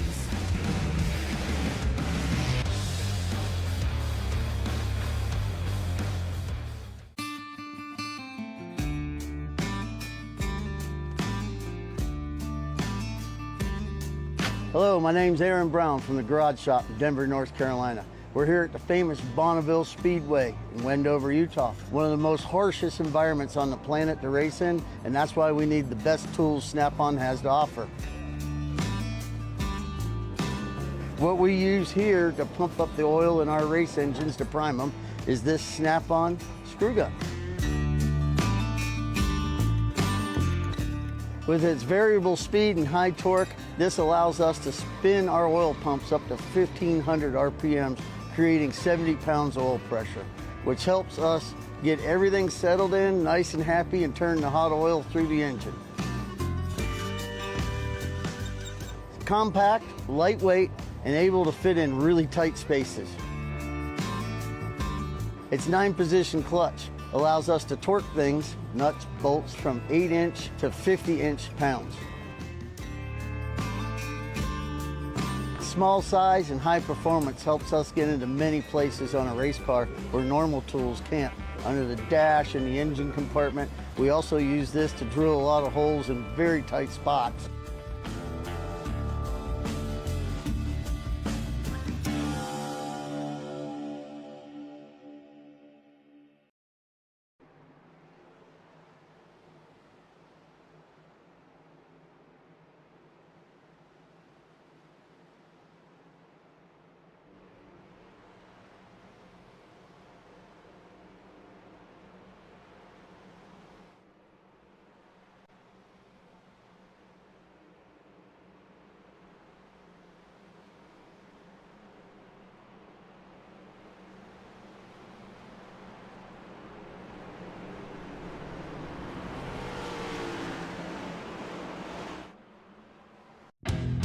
Race.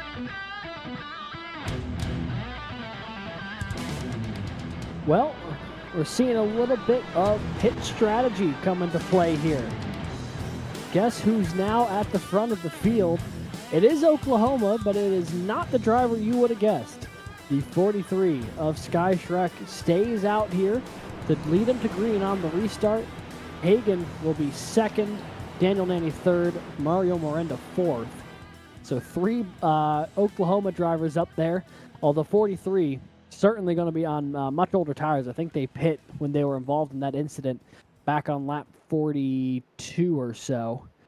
So they'll have a fighting chance to try and hold some track position, but their tires definitely more burnt out.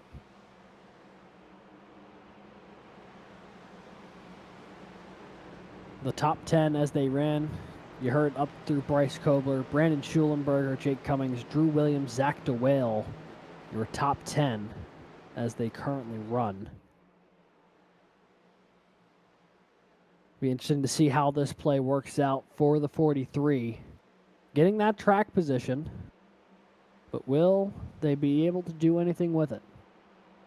Pace car makes its way down pit road, green flag in the air. Here we go once again here in Texas.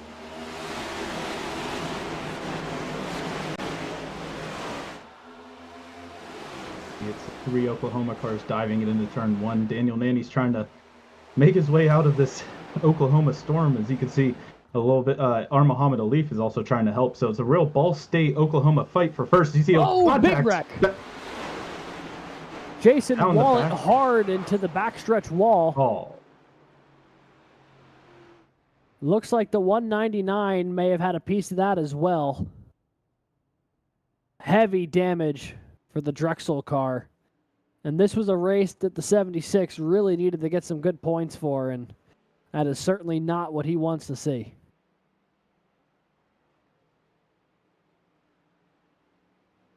Oh boy, look at that's some pretty significant damage.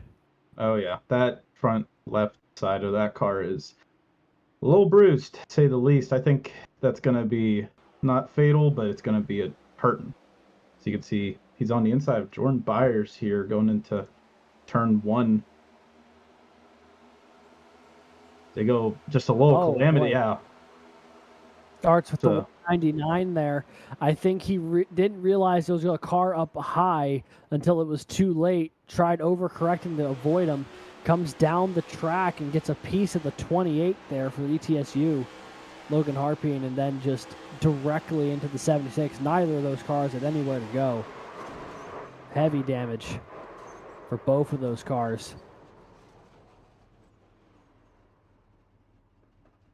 Yeah, the 199 of Edwin Onofre is where that one kicks off, but the repercussions are felt here by the 76. And it starts here because I think, Brad, to your point, Byers got to the outside quicker than the 199 thought, and he overcorrected big time and just got a piece of the 28. Yeah, that was the epitome of a domino effect. Just he wasn't expecting the 8 to be up there. They both overcorrected. You saw the 8 got into the wall, and then just the absolute travesty for the 76 here. He'll get some work done, hopefully log some more laps, try to get some positions where he can, but I think his chances for a good finish are out the window, unfortunately. Certainly seems like that may be the case. While we've got a second, I want to give a quick shout out to the many sponsors that make this league possible. Of course, the Garage Shop, who we talked about earlier, race car fabrication company that builds some of the fastest and most unique cars, trucks, and off-road vehicles. Their mission is simple: honor the racers who came before us and put our competitors behind us. Visit thegarageshop200.com for more information. As well, we would like to thank ECAC Esports. ECAC Esports exists to add value to its member schools by enhancing the competitive experience for hundreds of students seeking to participate in intercollegiate esports. The Makoni Setup Shop, home for setups, paint schemes, coaching, and more. The official setup shop of eNASCAR. Visit Makoni Setup Shop today to subscribe. And, of course, Whiplash SimCams, an iRacing and esports media group specializing in racing and team graphics, iRacing camera packs, and other broadcasting resources. A big thank you to all of them, and again to the Garage Shop for sponsoring tonight's race, the Black Sunshine Memorial 200, in honor of Scott Bloomquist. Just over the halfway point in tonight's race. And this race now, the complexion of it feels a lot more like some of the races that we've seen in the first couple of weeks, Brad, with Oklahoma being up at the front of the field once again. It didn't start out that way, but they made their way up to the front. It seems like they just know how to make it through the field here, make their passes worth it, and especially at a track like Texas, it's hard to pass. So, I mean, John Hagan had to start out in the back. Mario Miranda was deep in the field as well, so really those two had to fight for their position, along with, I mean, Daniel Nanny, really everyone at the front right now.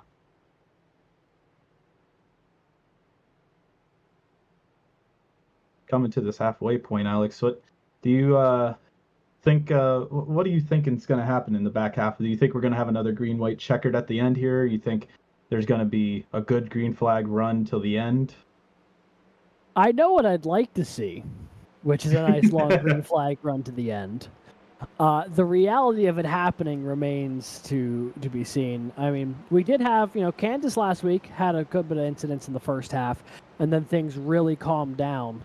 And they had a nice, healthy green flag run through the middle and end part of that one. So it's certainly not an impossibility, but with the way these tracks differ between Kansas and Texas, I am more inclined to believe we may have some more start and stop as it goes. So getting good restarts, I think, will be all the more critical, and maintaining your tires to the best of your ability will be critical when you constantly have to get these launches time after time. But that's just what I'm anticipating. You never know. Texas always throws us a bit of a curveball, historically speaking. So you've got the Oklahoma drivers up front, John Hagan, Mario Miranda. The Ball State drivers in row 2 with R. Muhammad Alif, Daniel Nanny. Sky Shrek, Bryce Kobler, row 3. Brandon Schulenberger, Jake Cumming, who are drivers in row 5. Jake Hall, Jared Kaler lurking just behind them. Curious what the strategy is here for Ball State, knowing that they have 2 team cars in front of them. Will they work together to try and clear Oklahoma, or will Oklahoma put up that wall of Sooner that we've seen so many times so far this season? It's all going to get answered right now as the pace car peels away. Green flag in the air, and a great launch for the 27 of John Hagan. He will fly into turn 1 with nobody near him. That inside line got a little checked up behind Sky Shrek. Looked like Sky didn't have that great of a start, and it's able to keep that outside line, able to just breeze on by and keep it really single file here going into turn 3.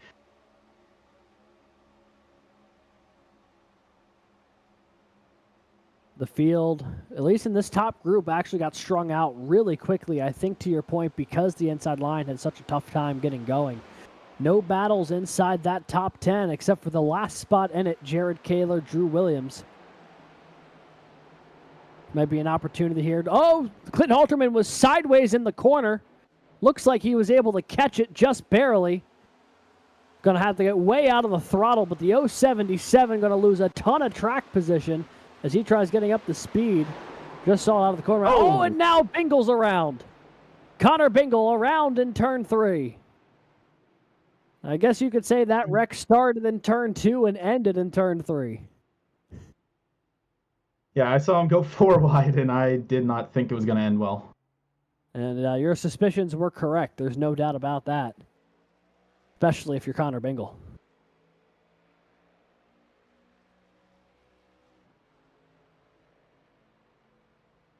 So we'll take a look at the replay.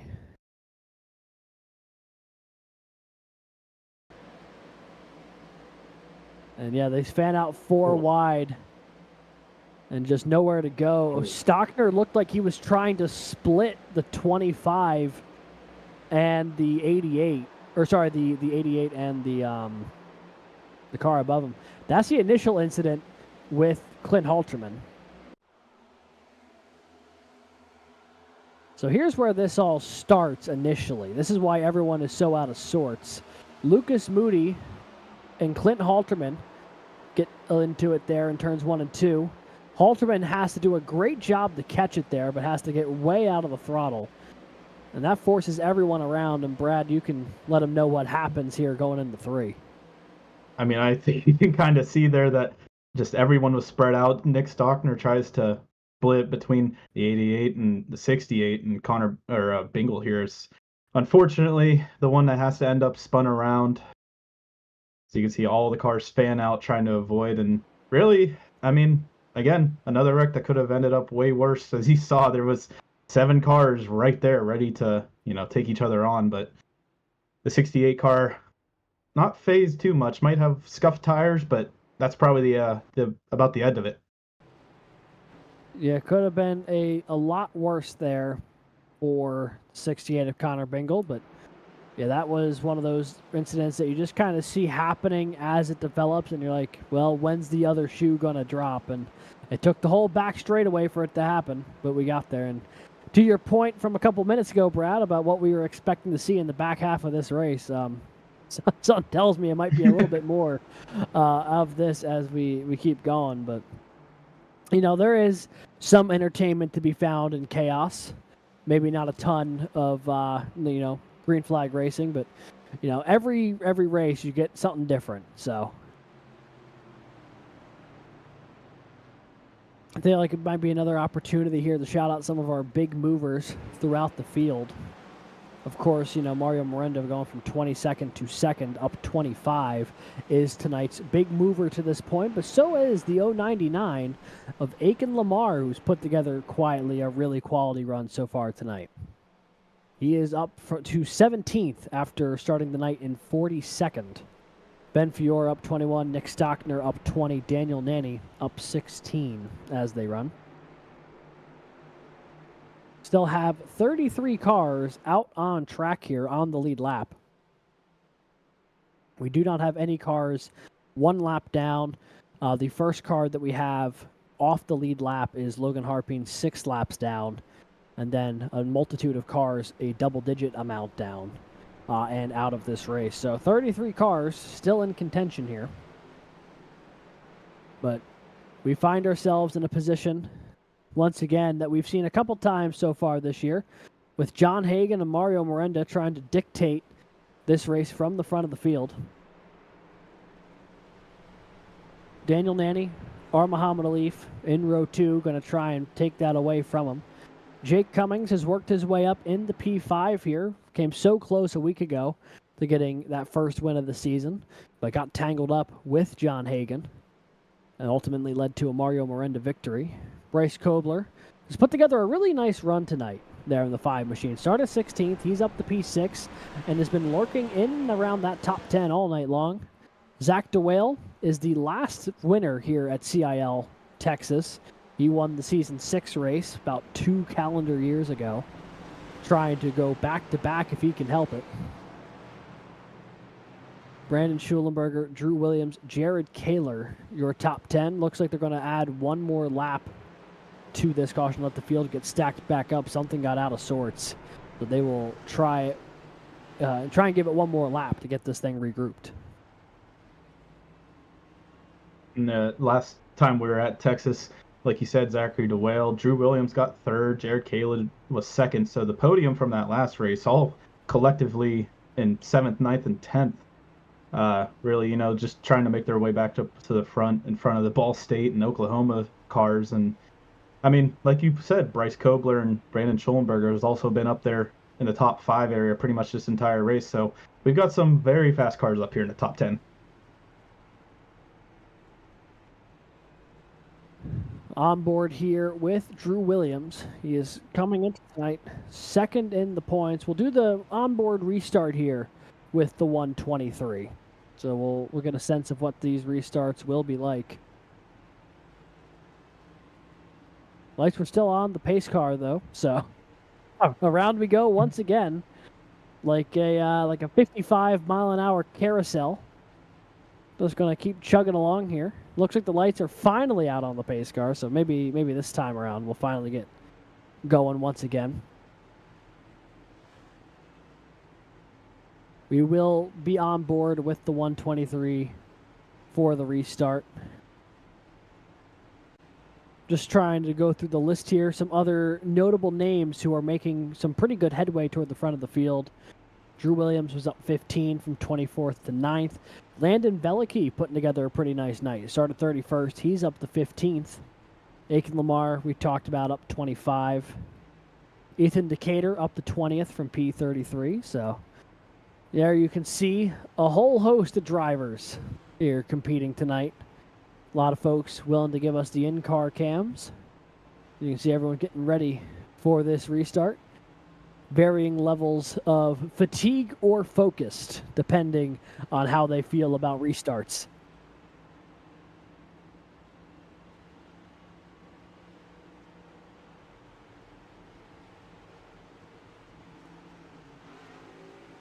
Hope everyone in chat is having a good time tonight. Thank you for spending Monday nights with us here with the Collegiate iRacing League. This pace car peels off. And Drew Williams, we will be on board with him for the ensuing restart.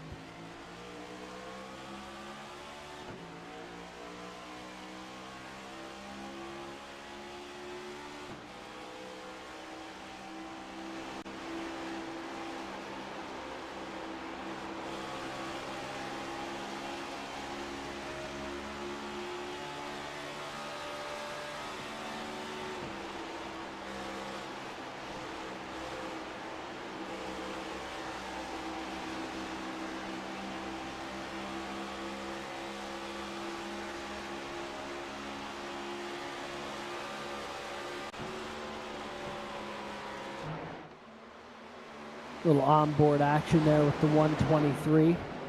You can see the battling unfolding in front of us. Cummings gets around to Leaf. Nanny tucks in behind the Oklahoma drivers. Door to door, Schulenberger and Williams here. That's the battle for 8th.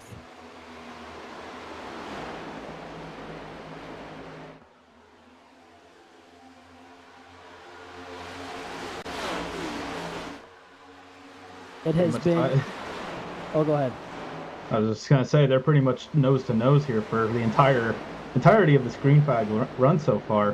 So you can see Armahava Leaf sliding back a little bit here, under pressure from the 5 car, Bryce Kobler, on his inside, and it looks like Zachary DeWale's trying to size him up and try to take that now 6th position away from Armahava Leaf, as we see Daniel Nanny and Jake Cummings fighting for 3rd position as the 2 Oklahoma cars yet again are leading the pack here. And that is where we have found them a lot of this season. They've just been wicked fast and continue week in, week out, regardless of what the track surface is or the size. Put on a really good run. You see it there. Jake Cummings, another strong week for him. Daniel Nanny as well. Bryce Kobler for Emory and Henry University. What a drive for the 5 machine so far. Still hanging around that top 5. Still working his way up 10 spots. And you know, Brad, it has been 3 calendar years since a non-Canadian driver has won a CIL race at Texas. Jared Kaler won the Season 3 race here in the fall of 2021. The other 2 times we went to Texas, both St. Clair College wins from Robbie Vrabel Jr. and that man you see on your screen there in that green car, Zach DeWale in the 100. So it has certainly been a bit of a streak here for the Canadians here at Texas Motor Speedway. Can Zach DeWale go back-to-back 2 years apart and win another one here at Texas Motor Speedway? Or will the Oklahomans stake their claim to Texas Motor Speedway with a win here tonight? And just as we're starting to get into the rhythm, the yellow flag is out again. Jordan Byers tucked into that infield wall, not where the Penn State Barron car would like to be. Definitely perpendicular. Definitely head on to that wall. There are something must have happened here that, obviously he's sitting there. There's a lot of things a car can be at Texas Motor Speedway. Perpendicular is never one you want. I don't know if anyone has ever said that at Texas, but here we are.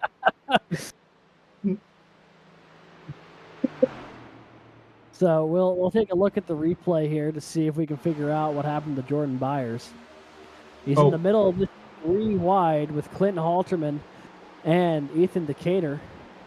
A little bit of contact there and just gets bounced around a bit more. You can see the 43 was trying to stay off the 8. Honestly, just a gentle kiss of the inside wall. That was actually a really nice job locking it down there by the 8.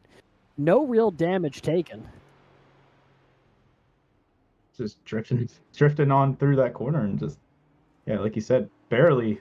I mean, obviously when you see a car head on into the wall, you don't think it's just kissing it, but I mean, it was just barely even touching the wall that entirety. You see, I mean, middle 3 wide anywhere in Texas is scary, and you can see just gets knocked out and a little loose and just slides his way down the backstretch, just ever so slightly touching that inside wall.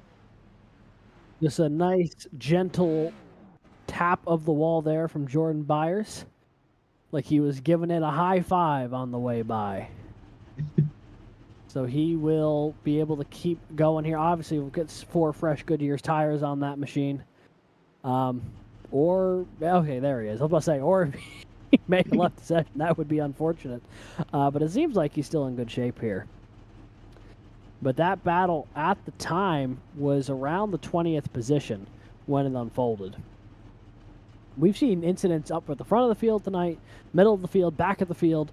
Nowhere's been safe. The only thing that we know for sure is that the least safe place to be has been the quad oval if you are alongside multiple cars.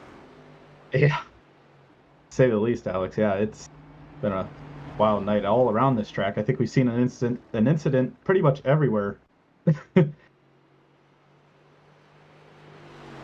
So 50 laps to go here from Texas Motor Speedway. Been an interesting one so far tonight. Got a number of different leaders, even more cautions, but neither here nor there. John Hagan still up front for the University of Oklahoma. However, Mario Miranda came down pit road that time around, so he's going to cycle all the way back to the 31st position. Going to try a little bit of strategy play here for the two OU drivers. Jake Cummings will inherit second place because of it. Bryce Kobler will be third. Zach DeWale fourth. Drew Williams fifth. Muhammad Ali sixth. Brandon Schulenberger, Jared Kaler, Landon Velicky, Matthew Burton, rounding out your top 10. But the thing that jumps out the most to me, Brad, this front row was the front row from the green-white checkered a week ago at Kansas, and we saw how that went. Yeah, I don't think there's any love lost here between the two. I know after the race there were some heated discussions. Obviously, you don't want to. Either of them didn't want to lose the race that way, and I think, like you said, Alex, there's a little bit of a remnants between the two. Be interesting to see how it unfolds. Obviously, with 49 to go, a bit of a different situation than a two-lap shootout. I'd imagine they'll be slightly more kind to giving each other a little bit of room, but, who's to say? I could be dead wrong in that assumption. As it's been an interesting season for both of these drivers. John Hagan, obviously pushing his teammate to the win at Dago, getting the win at Auto Club, and then being so close to going back-to-back last week, and then to have that moment taken away in that battle with the 95. But on the other side of the coin, Jake Cummings looking for that first win to lock himself in, get Converse University their first win in the CIL, and came oh so close up until that final lap collision with the 27. So, both of them looking for redemption for how Kansas ended last week. They both put themselves in prime position for it. And then there's going to be some interesting strategy at play with Miranda going to try and work his way back through the field. I do believe the 89 is good to make it to the end on fuel now, which I think is the reason he came down pit road. Be interesting to see if that comes into play at all.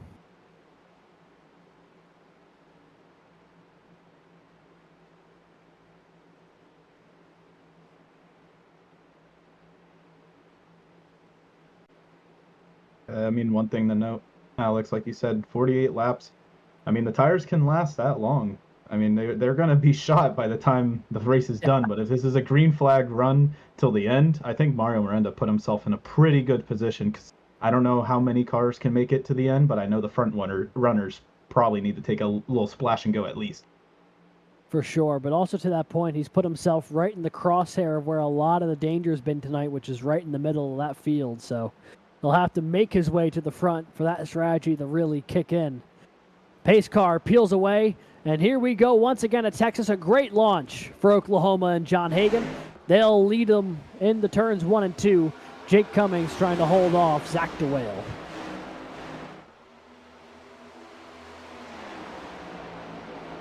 Hagan, he gapped the field with that start. Jake Cummings is going to try and reel him back in, but not before Zach DeWale is trying to go to the inside for second place as he gets his nose a little chopped off there. Jake Cummings definitely didn't want to let that inside line go. So you can see Drew Williams, Muhammad Ali battling for that fifth position. And really behind them, it seems single file for the moment. Looks like Zach DeWale going to take that spot away. The previous Texas winner and last week's third place finisher now up into P2, trying to track down John Hagan. Cummings going to try and hold on to third. Here's Bryce Kobler, who's going to take a look to the inside. Drew Williams and Alif just behind them. And there's going to be some lap traffic just ahead of the leaders as Ricky Paz just came off of pit road.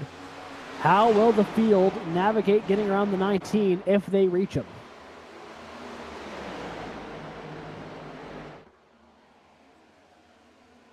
And you can see he dives down, potentially showing he's just going to make him move out of the way whenever this crowd of cars comes up to him, if he's able to, if he's unable to use those fresh tires. As you see, John Hagan's currently using the draft from the 19, so this might be helping him out.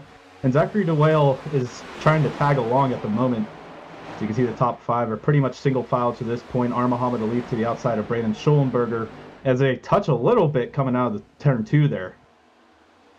Big wild move from Landon Velicky deeper in the field. That was a big time poke the nose out, see what's there. Ultimately didn't come of anything. And now he's going to battle Jake Hall. Velicky on the inside, Hall on the outside. Auburn and Clemson door to door here for P8. You've got Matt Burton and Jared Kaler just behind them. Muhammad Alif, Brendan Schulenberger just in front of him.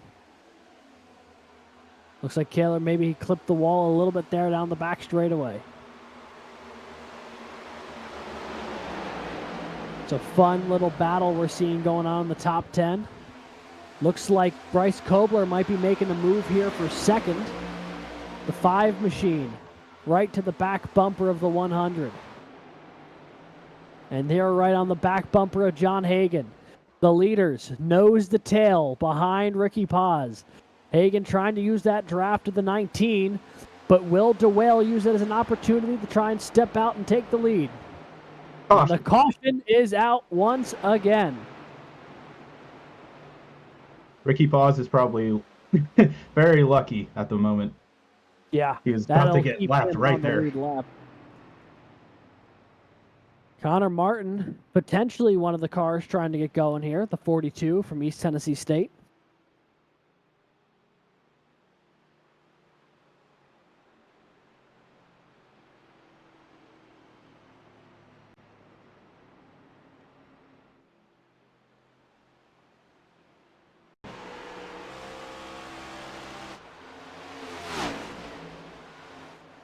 Going back into replay here.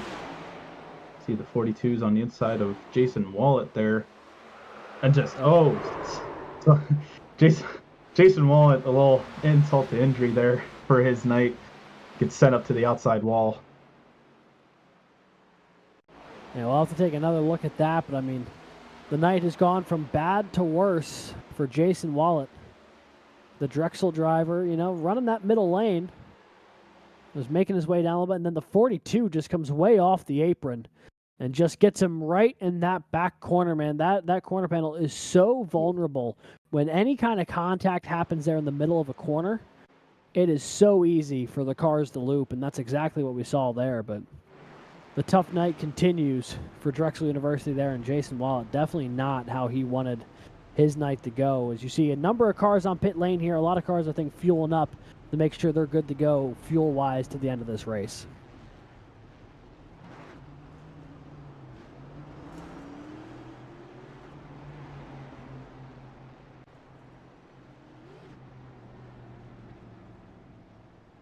$40 laps to go at the moment here from Texas Motor Speedway.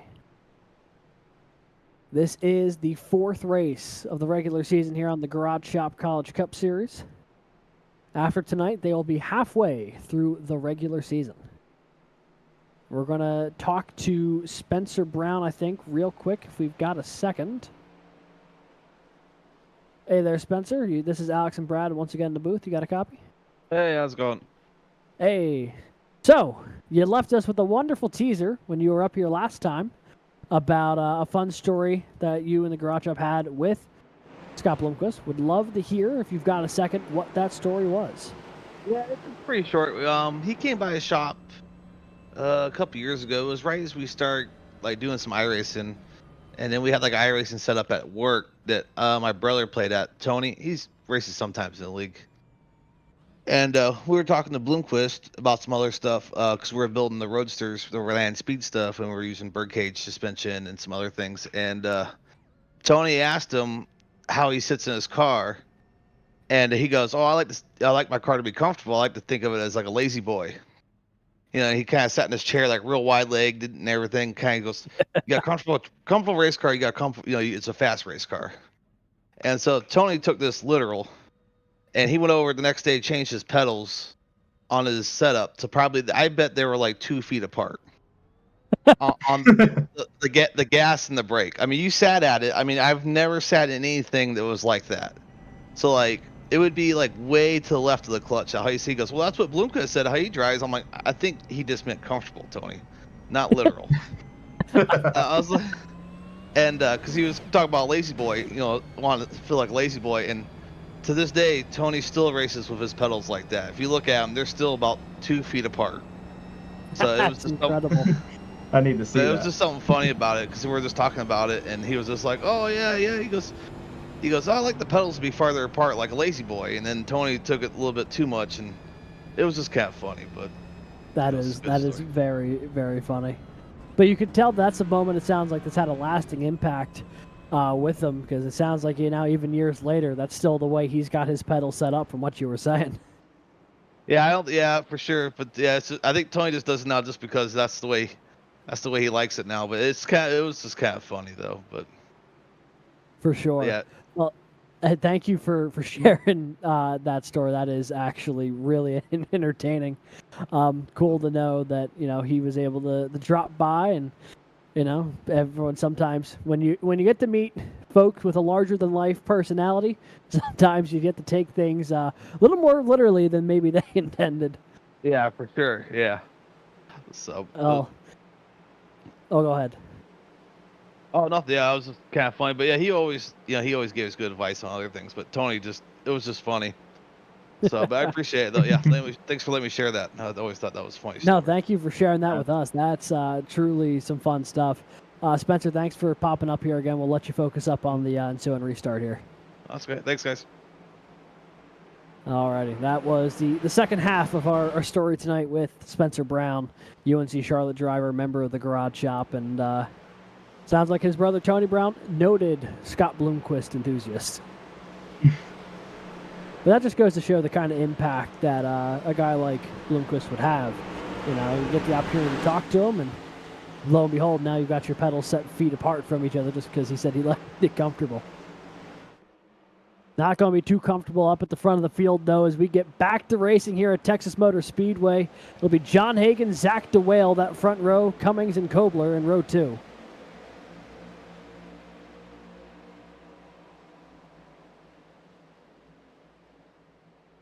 Oh, that mid-pack. I mean, Mario Miranda right in the heat of it with Sky Shrek and some others here. It looked like just a calamity and not very comfortable, to say the least.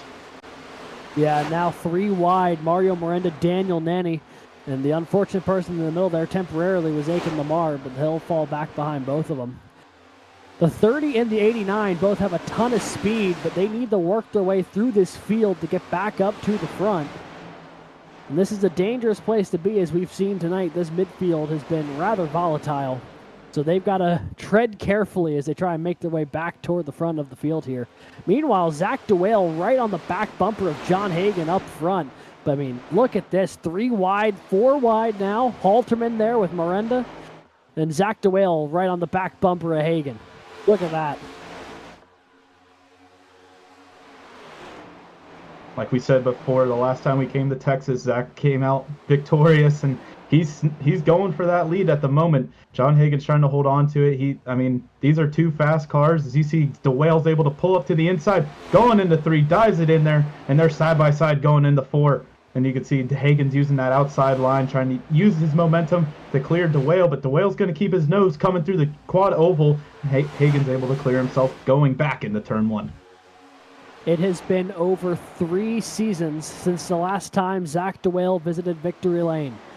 Daytona Season 8 Race 3 was the last time the St. Clair College machine was in Victory Lane, trying to get back for the 5th time in his CIL career if he can get around John Hagan. Hagan looking for win number 2, and then a couple of cars behind him hungry for some of their firsts. Guys like Brandon Schulenberger and Bryce Kobler, both looking for their first ever CIL Garage Shop College Cup Series victory if they can get up toward the front of the field here. Drew Williams, Jake Cummings both have a couple each, but both looking for their first win of this season. And you see Miranda continuing to charge his way through the field. Him and Daniel Nanny making short work now just outside the top 10. The 30 going way upstairs, trying to get around Landon Belicky.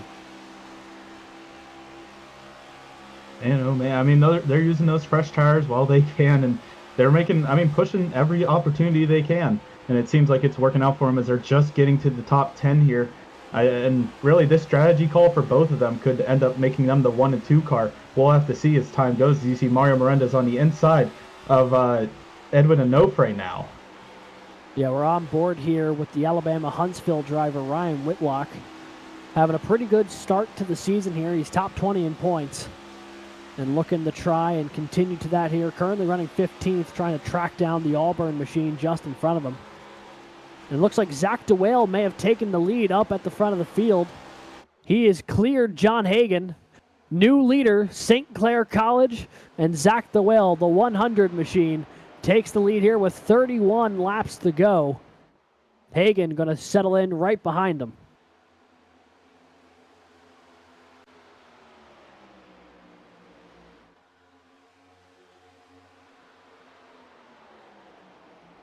Zach DeWille's trying to keep that trophy for St. Clair and make sure no one else can take it, and also trying to make sure Oklahoma can't win 4 in a row here. You see behind Jake Cummings and sorry. Oh, go ahead. I was just saying Jake Cummings and Bryce Kobler are having a battle behind them, but it looks like these two cars are really stretching it out from the field. You see Zach DeWille's going to try and just keep first place, and like I said, keep that trophy in Canada. Yeah, there has been 3 previous CIL races at Texas. St. Clair College has won 2 of them. Season 4 with Robbie Vrabel Jr., and then Season 6 with that man right there, Zach DeWille. Although the job's not done yet, as John Hagan has still stayed glued to his back bumper ever since DeWille got by. So this battle will continue here. You see the 27 trying to find his way around the 100, settling in about a car length behind him. A little deeper in the field, though, we're starting to see the 89 and the 30 break their way into the top 10. Daniel Nanny gets around Jake Hall. He'll take away that 10th spot. We know that the 30 and the 89 have come down for fuel and tires, and they are making the most of it now.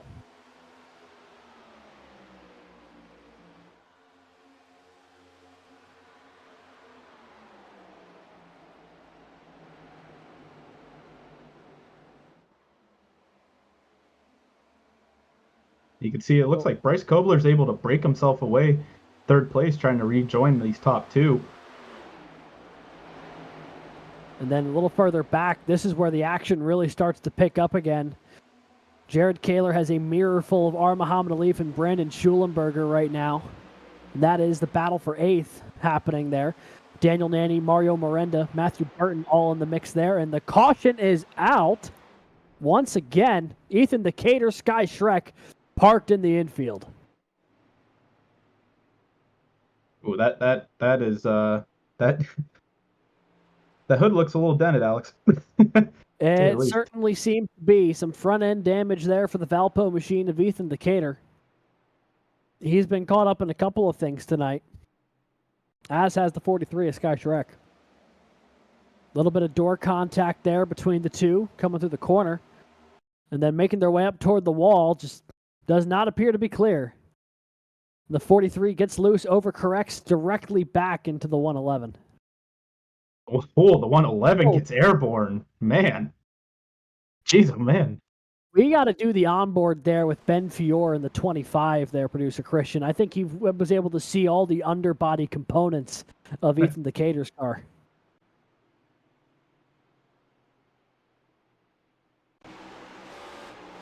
On board here with Marist College machine, Ben Fior.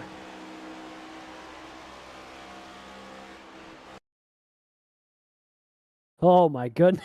Look at that. Fully up and over the 55 of Garrett Vighton.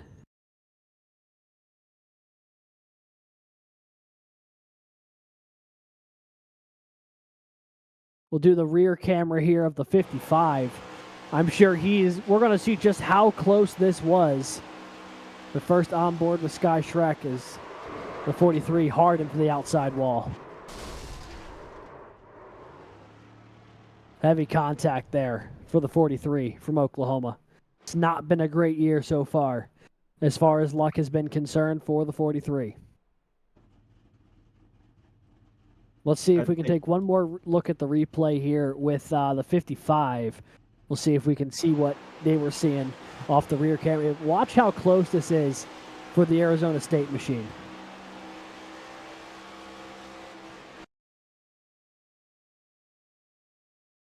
Oh, my goodness. What a jump scare. Holy. It's just the car just appears.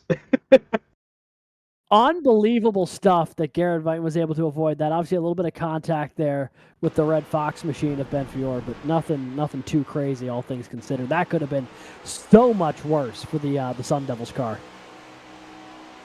And then one more ride here. Close your eyes if you get motion sick, folks. Cool. The Man, hood oh, actually, I man. think, helped that a lot, but man, tough situation there. Well, folks, let me give you the rundown of the situation here. Just about everyone came down pit road except for Jake Cummings. So the 95 will inherit the lead here with 24 laps to go. Zach DeWale is going to sit. Actually, I think Zach DeWale just made his way down pit road now.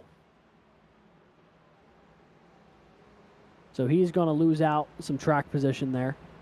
So here is the list of folks that are in the top 10 now that this shuffle has kind of occurred. I do believe it's Jake Cummings, Lucas Moody, Edward Sanchez, Nick Stockner, Garrett Vighton, Drew Williams, R. Muhammad Alif, Mario Miranda, Zach DeWale, John Hagan, your top 10. We'll see if there's any late takers for pit road.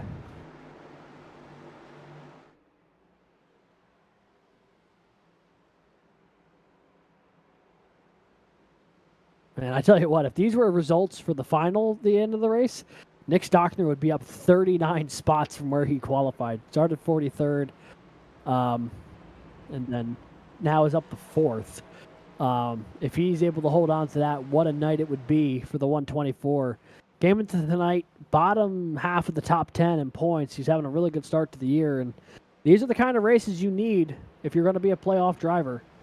You know, even if you don't qualify well, rally, make something out of it. So that Clemson machine doing just that here and has put himself in position to potentially get his first win and what I believe he was saying earlier today to be his 83rd career Garage Shop College Cup Series start. So it's been a long time coming for the 124 if he can find those last couple spots, but he's got a couple of really fast cars in front of him he'll need to find his way around. And a couple of really fast cars he'll need to find a way to hold off coming up from behind him. Especially with fresher tires, that's a tall task for some, but I mean, there's 22 laps to go here. Anything can really happen, as we've seen cars airborne, we've seen a wreck pretty much at every part of this track, but also a lot of 3 wide and 4 wide action even. That's been pretty crazy to be watching right now. There is actually, now to your point, yeah, there has quite literally been a wreck at every part of this track. There's been one in turns 1 and 2, 1 in 3 and 4, one down the back straightaway, multiple in the quad oval. I mean, yeah. Pit lane is the front of the field. Jake Cummings, Lucas Moody is your front row. Cars to keep an eye on, folks. Back there in row 4, R. Muhammad Alif, Mario Miranda. Row 5, Zach DeWale, John Hagan. Hagan and DeWale just came down pit road. Daniel Nanny, he's had a lot of speed tonight as well. He's trapped a little further back, currently scored in the 14th position. But here we go. It'll be 21 laps to go when the green flag waves again. Pace car peels off. Barney the flagman ready to roll, and we are racing again at Texas. A great launch for the inside line. The outside line got really stacked up, and Mario Miranda paying for it big time. Oh, there's a lot of 3 wide. This is about to get ugly. 4 wide. How are they going to condense? Contact between the 89 and the 123. Everyone shuffling around. Bryce Kobler around, as is Miranda. Cautions out.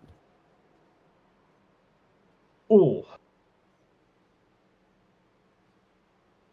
Major standing implications. I'm pretty sure a lot of the top 5 in standings were involved in that wreck. They almost certainly were. The top 2 guys in the points for sure were involved in that, between Miranda and Drew Williams. And that starts with the restart getting checked up on the outside, and it just put everyone in an impossible situation trying to get through 1 and 2.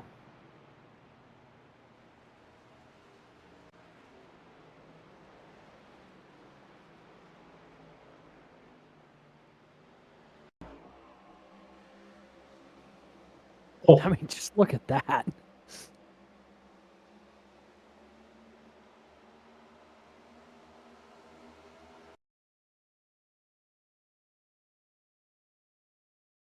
Quite literally, a box just encloses the 89.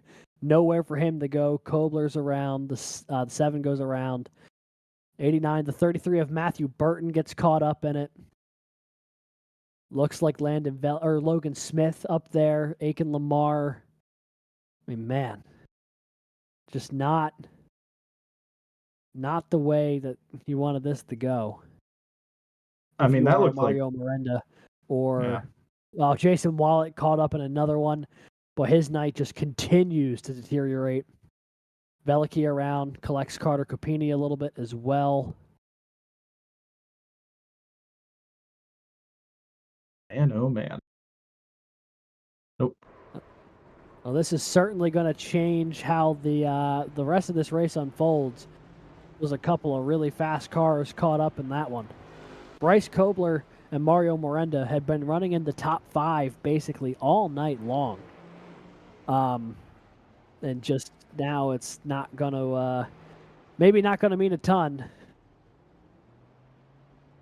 The 2-time winner this season, Mario Miranda, going to have a lot of work cut out for him if he's going to want to try and get any sort of points out of this one. The 89 actively on pit road right now.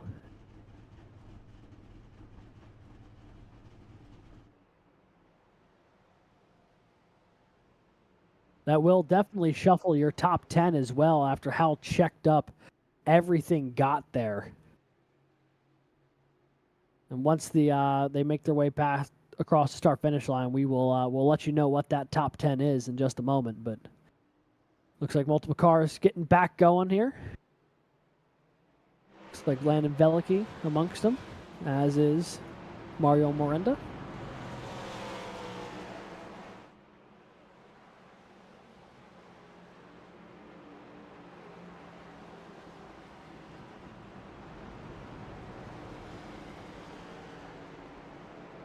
One person, Alex, I want to highlight here. I mean, Edward Sanchez in the 26 from Baruch, currently sitting P2, looking to hopefully go back sorry. No, I was going to say he might do it again. Please, sorry, continue. Yeah, pretty much what I was going to say is trying to get another podium here, keep that ball rolling here. Jake Cummings trying to keep up that speed, hopefully lock his way into the points, and Garrett Vitton, another fast car in the top 3. And then we have Muhammad Alif, who's been in top 10 all day, and his Ball State teammate, Lucas Moody, here in the 13. Just, making his way up to the front. And Nicholas Stockner as well, as you see, up 37 positions. Again, that would be a crazy day for him if he is able to stay within, really, the top 10. I mean, that's still at least 33 positions gained. Yeah, it's been a wild day for the 124. You got to remember, he was also involved in one of those incidents earlier where he tried splitting the 88 and I want to say the 68 of Connor Bingle, and ended up sending the 68 around. So he's seen it all so far, the 124 tonight. But field going to get stacked up double file again here. It'll be Jake Cummings and Edward Sanchez in row 1. Converse University and Baruch College, both looking for their first ever Garage Shop College Cup Series victories as universities.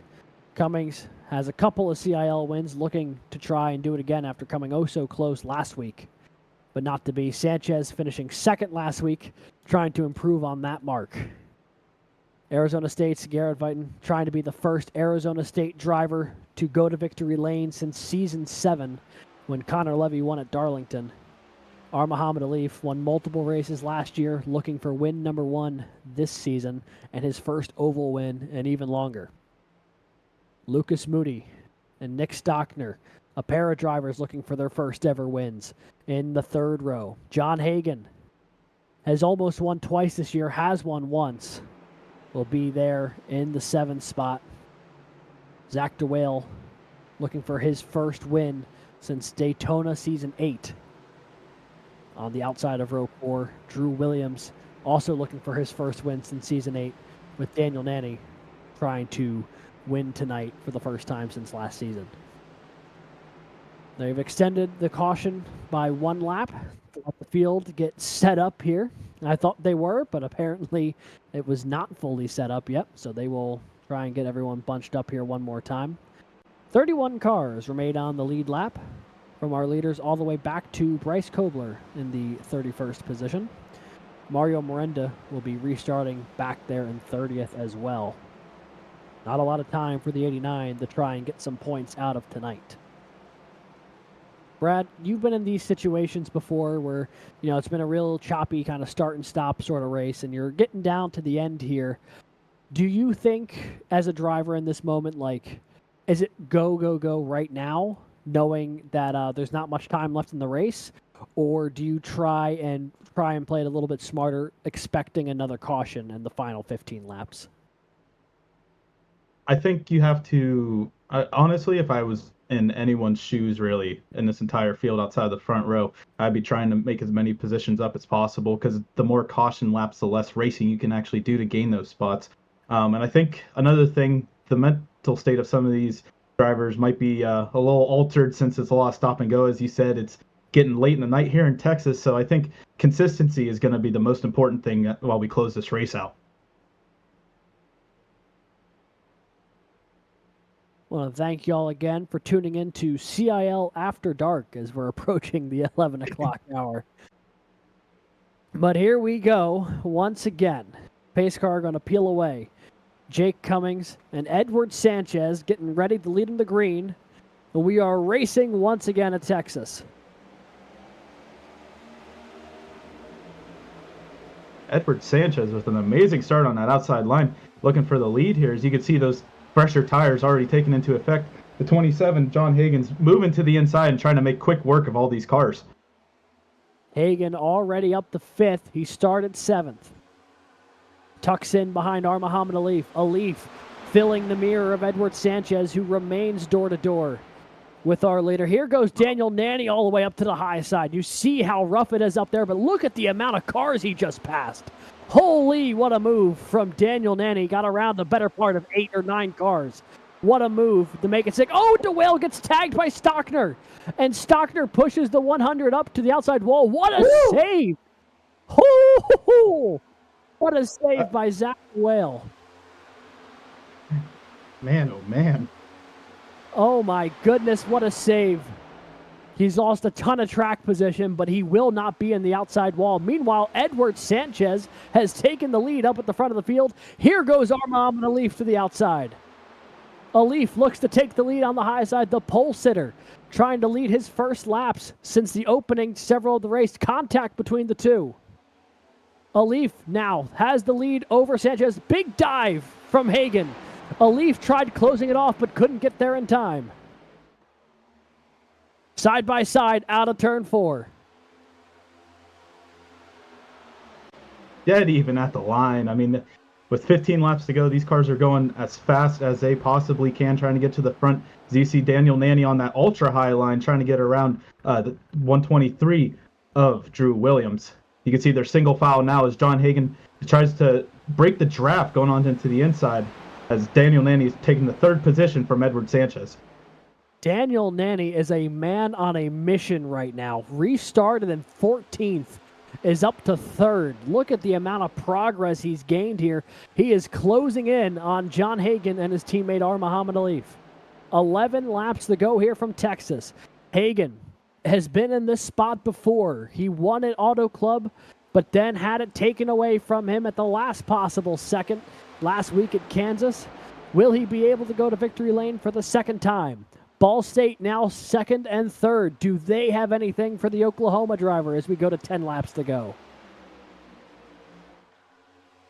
Man, oh man. I mean, so far this season, I don't think every race has had a very action-packed end to it. There hasn't been anyone being able to pull away. And as we see here, John Hagen has a mirror full of Ball State. And I think right now, Ball State's thinking Daniel Nanny's on those fresher tires. He's taking that outside, and he's going to get by Muhammad Alif with Drew Williams looking for that podium position.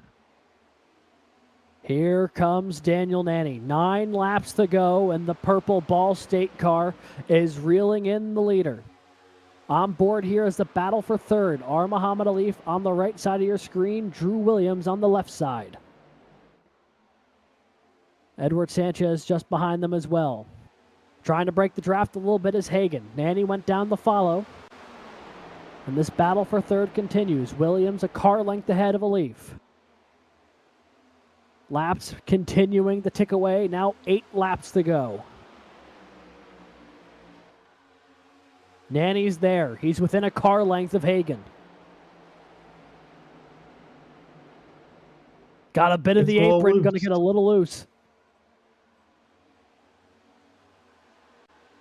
Man, oh man.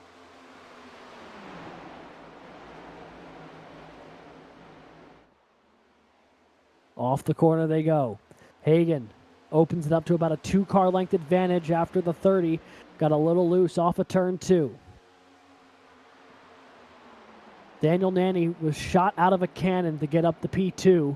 Is there anything left to try and make a run at the lead, or is John Hagan going to be able to fend his way to a second victory this season and a 4th straight Oklahoma win?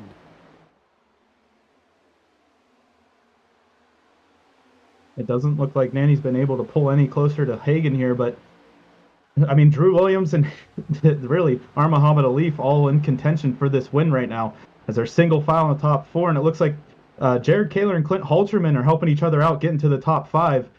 And hopefully Drew Williams looking to the inside of Daniel Nanny here, trying to take that second position away onto the inside, nose to nose, going into turn 3. As you can see, Daniel Nanny sends it in there as it gets loose.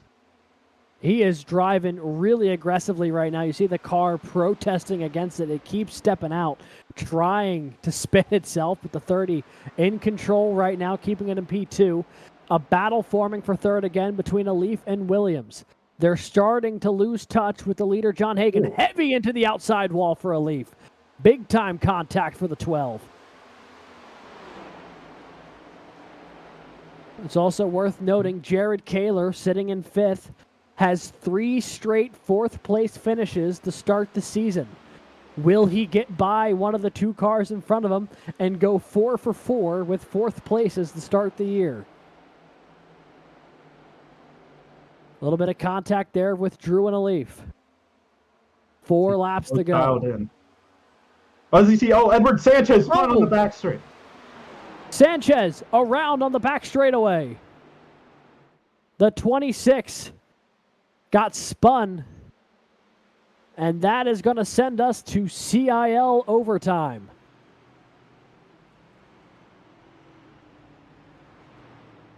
It was such a good day going for the Baruch College machine. Was running up in the top 10 a good bit of the night. But looks like it will not be a repeat of the podium run he had a week ago.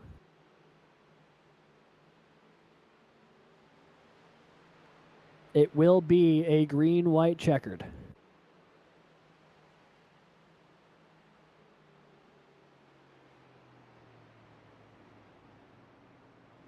Backside of that car is gone. That it is. Well, this completely changes the complexion of this finish. It looked like John Hagan was going to be able to cruise. He had about an 0.8 of a second advantage over the 30. But then this incident here is why we're going to CIL overtime. The 26 was running around the 6th or 7th position, got a little bit loose, and then the 98 got a piece of him as well. And then heavy the contact. 199 of Edwin. Oh.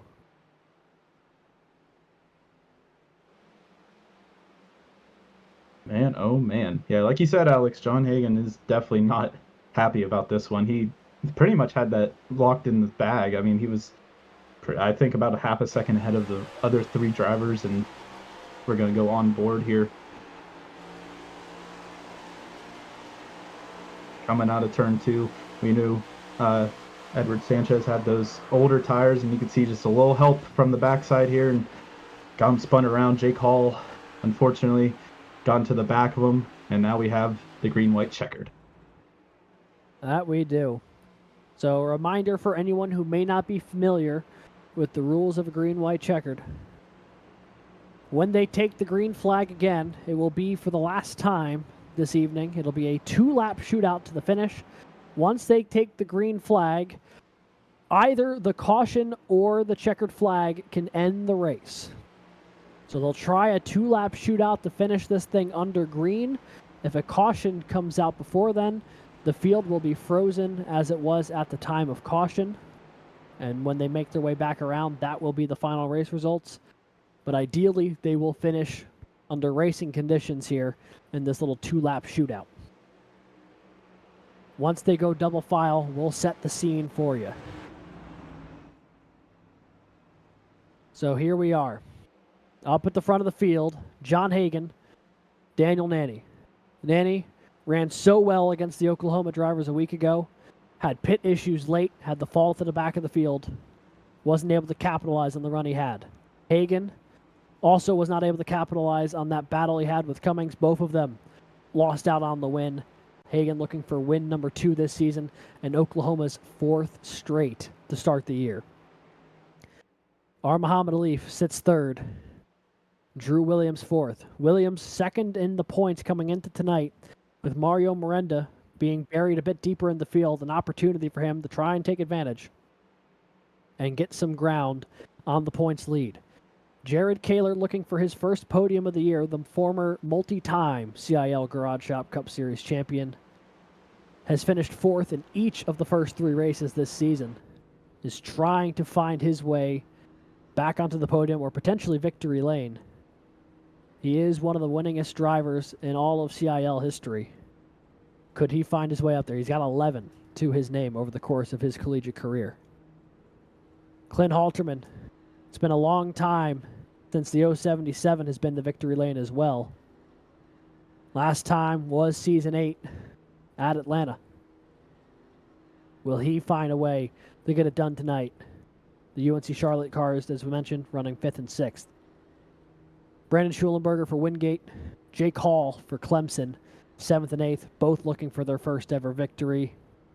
Ricky Paz has rallied himself up to P9 tonight. The East Carolina driver has had a whale of a time, but has himself in the top 10 when it matters most. And Ryan Whitlock rounds out your top 10. Looks like Jake Hall was given an end-of-line penalty and will drop to the tail end of the field, allowing Matthew Burton to be now the next car inside the top 10. Brad, plain and simple, who do you got? Honestly, I've seen Daniel Nanny use every bit of this track, and I didn't even know you could use every bit of this track. I think he's going to pull something out here on the outside. I mean, John Hagan, I know, has the great ability to start on the front row here and get himself away from the rest of the group, but I really think Daniel Nanny will find his way one way or another. We'll have to see. We know the 30's aggressive, but we know the 27 is as well. It's all going to come down to this, the 2-lap shootout. Once they take the green, the yellow or the checkered will end the race. And as the pace car peels off, this green-white checkered attempt brought to you by the McConey Setup Shop, your home for setups, paint schemes, coaching, and more. Green flag in the air. We are racing in Texas for the final time tonight. Elbows out. Hagan with a good launch. Ball State side by side for second place here. As you see, Jared Kaler's going for 4th place on the inside of Drew Williams. 3 wide for 3rd place for that final podium position. R. Muhammad does a huge wreck in the back. Massive wreck on the back straightaway. Certainly will bring out the yellow and end tonight's race at Texas. The Black Sunshine Memorial 200 ends in a massive wreck on the back straightaway. And much was the theme all night long, Brad. Cautions breed cautions. But that will mean your winner here tonight for the 2nd time this season and a 4th straight school victory for the University of Oklahoma and John Hagan. And Jared Kaler with a 4th straight 4th place finish. I almost wonder if that's more difficult to do. I think if Oklahoma wins, Jared Kaler automatically gets 4th. That's all I know. Hey, the stats are there. The numbers don't lie. Ball State will lock out 2nd and 3rd. R. Muhammad Alif, Daniel Nanny. Oh, what a wild race, Alex. What a wild race indeed. As they make their way under caution here to end this one, John Hagan will take the win with a couple of Ball State cars directly behind him. R. Muhammad Alif, Daniel Nanny, your podium finishers here tonight. What a run. Oklahoma continues to find a way to hold on to the top spot here in the Garage Shop College Cup Series. Every week it gets more and more creative, if you will. But a great run tonight for the 27. They keep finding a way to win it, and John Hagan, even though he had the EOL at the beginning of the race, made his way back up even before the stage break and stayed up there no matter the situation. I think we saw a lot of cars, a lot of fast cars tonight, Alex. I mean, especially a lot of great battling between the 7 of Brandon Schoenberger there was up in the top 5 and 10 for the entirety of the race, it seemed like. So it's a wild one in Texas, to say the least. Again. Texas always tends to be a little wild, but it was certainly even more so tonight. And we'll watch the 27 bring it around here to burn it down and celebrate for win number 2 in Oklahoma's 4th win of the year. Boy, do they have that student college division standings already in the palm of their hand.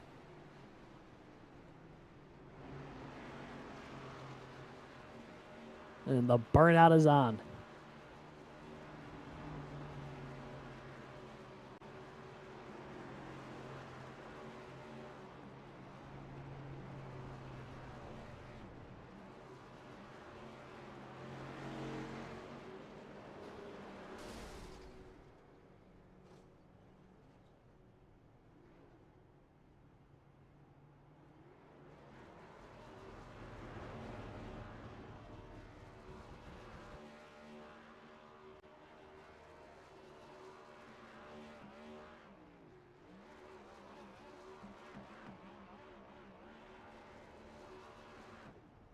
Alrighty, folks. Done. Well, we are going to take a quick commercial break here. When we come back, the final results from tonight's Black Sunshine Memorial 200 in honor of Scott Bloomquist here from Texas Motor Speedway, and interviews with your podium finishers after this. Don't go anywhere. You're going to want to hear it.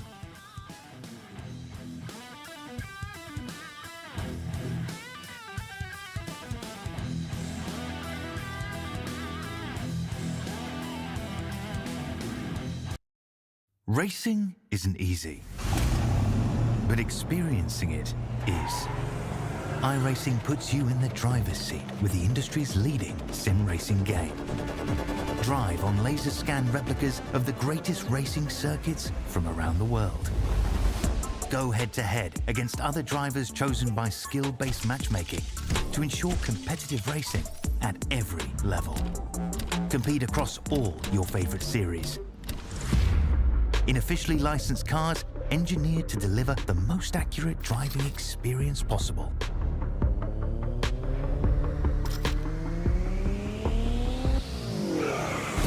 Join a race or host your own with players from across the globe.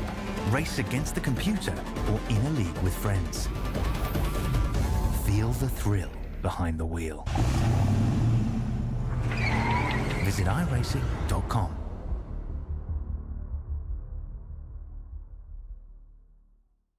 When you want to be the best, you can't settle for the rest. For anything on iRacing, there's just one name you need, Makoni. With the launch of Makoni Entertainment and Makoni Competizone alongside Makoni Setup Shop, we now provide the best of the best in setups, paint schemes, coaching, broadcasting, and event organization. With cars across all 4 license classes, we have what you need to hit the track with confidence. Grab a subscription and save money while going fast at MakoniSetupShop.com/subscriptions. And remember, at Makoni Setup Shop, there are setups, but your victories.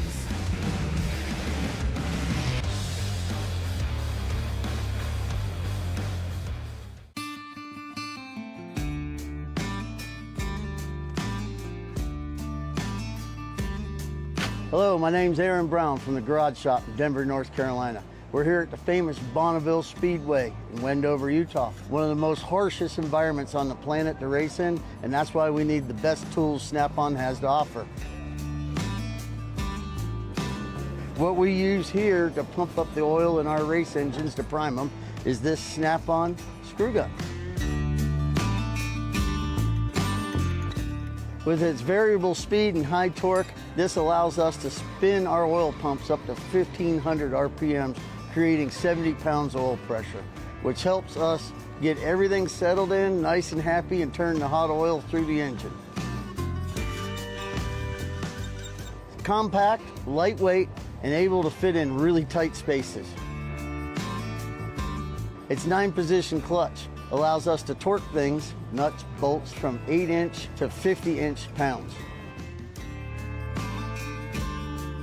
Small size and high performance helps us get into many places on a race car where normal tools can't. Under the dash and the engine compartment, we also use this to drill a lot of holes in very tight spots.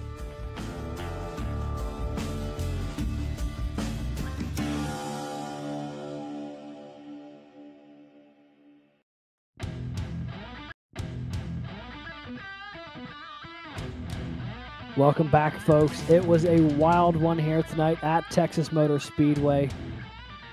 But in the end, the Oklahoma train just keeps on rolling as John Hagan picks up win number 2 of the year. We'll take a look at tonight's final results. Hagan wins for Oklahoma on the caution of the green-white checkered. R. Muhammad Ali second over Daniel Nanny, a pair of Ball State University drivers. Jared Kaler will be marked 4th tonight for the 4th race in a row, which is just unbelievable. Drew Williams 5th tonight for Clemson. It'll be Clint Halterman in 6th for UNC Charlotte. Brandon Schulenberger 7th. Ricky Paz, a nice race tonight for the East Carolina machine to get up to 8th. Matthew Burton 9th, and Edwin Nofre 10th at his home track. And 11th, we have the 88 of Andrew Stagey, another Ball State car. A good day for Ball State all around. And 12th, the prior winner, Zach Joel, finishing 12th. 13th, Andrew Burrell from Clemson. 14th, Ryan Whitlock from the University of Alabama, Huntsville. And 15th, we have Lucas Moody from Ball State. 16th, Bryce Kobler, who was fast early, finishing in 16th position from Emory and Henry. 17th, Edward Sanchez, after following that late caution, finishes outside the top 15 from Baruch. And 18th, Jason Wallet. 19th, Mario Miranda. And in 20th, Garrett Fitton from ASU. Back in 21st there, Nathaniel Crone, University of Toledo, their first lead lap finish this season. Roger Primo for Paul Smith College. Jake Cummings, the last car on the lead lap there in 23rd. Everyone else from here, 1 lap down. Aiken Lamar, Nick Stockner, Ben Fior, Connor Bingle, Logan Smith, Landon Velicki, and Logan Harpine rounding out your top 30. And 31st, Jake Hall from Clemson. And then 32nd, Jordan Byers from Penn State Barron. 33rd, Spencer Brown from UNC Charlotte. And in 34th, we have the 4-car of Connor Martin from ETSU. And in 35th, Devin Defoe from the University of Arizona. And then going to 36th, Ethan Decatur from Valparaiso University. 37th, Sky Schreck from the University of Oklahoma. And 38th, Carter Copini from Paul Smith College. 39th, Kelton Quick from Ball State. And in 40th, Evan Carlbon from Ocean County College. And last cars tonight, Charles Wembley, Oscar Enriquez, Wesley Shaw, all folks who crashed out in that lap 3 incident. The rest of those cars there did not qualify this evening.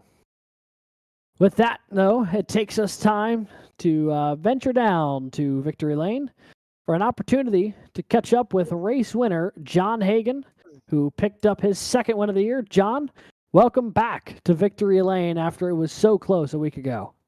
Hey, how are y'all doing? I'm glad to be back. Oh, we're glad to have you back up here in the booth.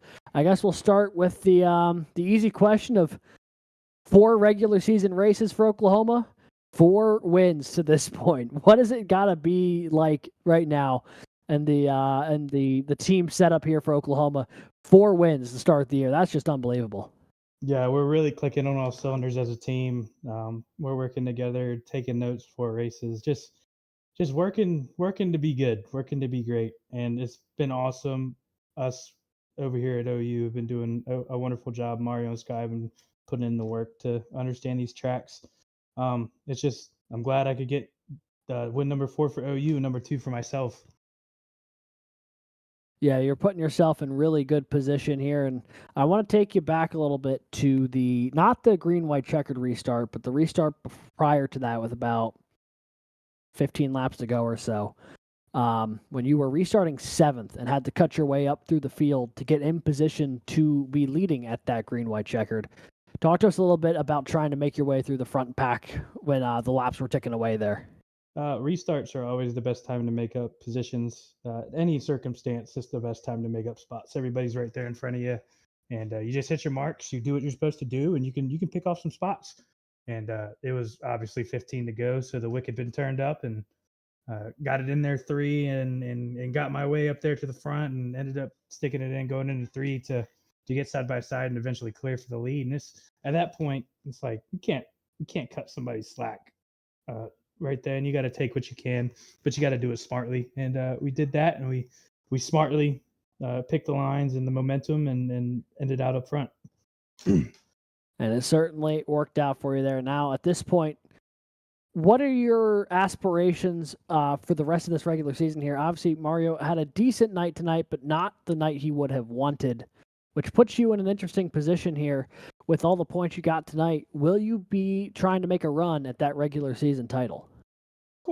Of course. That's every driver's goal, is a regular season title, and then after that is the championship. So I'm going to do what I can to put myself in good spots. We got a couple question marks like Road Atlanta. I'm not so great at road course racing. I do have actual hands-on time on track there in real life, so I'm going to lean on that to try to do okay. But other than that, everything else looks fun. Everything else looks like it's something I can do well at, and we're going to challenge Mario. I know he's the OG, but I guess I'll be giving him all he got. Alrighty. Well, John, congrats on the win tonight. Anyone you'd like to thank or shout out here in Victory Lane? I want to thank God for giving me the skills and the ability to work as well as I do on the simulator and being as good as I am. Shout out my family for watching back home. They were watching this race, supported me through it. Shout out my beautiful girlfriend. She also supports me every time I do this, and she's awesome.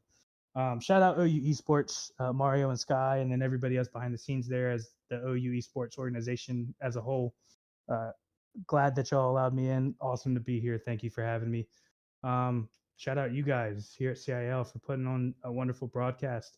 And shout out John Smeal. He's my painter. He didn't paint this car, but he's also my spotter, and he did awesome today spotting me through this. So shout out John Smeal. And yeah, we'll go get him next week. Alrighty. Well, John, thanks for joining us up here in the booth. Congrats on the win this week. And excited to see what you and the Oklahoma squad have cooked up for the second half of the regular season, if this is how you guys have kicked it off. Appreciate it. Alrighty. That was race winner John Hagan tonight in the 27 machine. Hustling down pit road, though. We are catching up. Brad Daniels has caught up there with our Muhammad Alif on pit road. Brad standing by with our second place finisher. I'm down here with our Muhammad Alif. Alif, first off, great racing today. It seemed like we always had some sort of action up in the front top 5 or 10. First things first, it seemed like Ball State had a great day. Did you guys have a specific plan coming into Texas? It can be a relentless track at times. Not really. I mean, just our plan usually is just qualify as high up as we can, and then try to race along.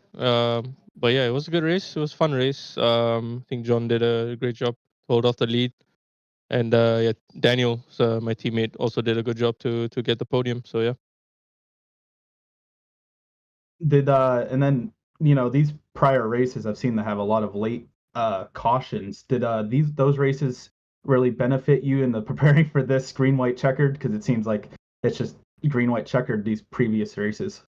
Yeah, kind of. I was on the inside. I had a good start, good jump off the line, and just kind of sent it into turn 1 and hope for the best. And I mean, if Daniel was on the outside, like if he was like alongside me, I think he would have gotten a better run out. But I don't know why he slid out. Maybe an incident behind, but I think yeah, we'll take the P2 after the season we've been having, and yeah, move along. Absolutely. Great points day, nonetheless. Finally, Alif, do you have anyone to shout out? Yep. My teammates, all oval drivers, Andrew, Lucas, Kelton, for all their support, especially Daniel as well. The road drivers as well, the whole program, and the Ball State University. Thank you once again, Alif, and we will see you next week. Thank you. See you guys. Alrighty, that was second place finisher, our Muhammad Alif for Ball State in the 12 machine. He was our pole sitter today. hung around the top 5 much of the day and came up just one spot short, but it was a good run for him. But Brad, you're hustling down pit road here to catch up with our other podium finisher here, the other Ball State machine of Daniel Nanny. Brad, standing by. Yeah. Hi, Daniel. Great race tonight. Again, you and our Muhammad Leaf did a great job locking out that second and third position. First things first, expectations coming into Texas. Did you expect to run this well? It seemed like you were running every part of the track that I didn't even know could be ran. So.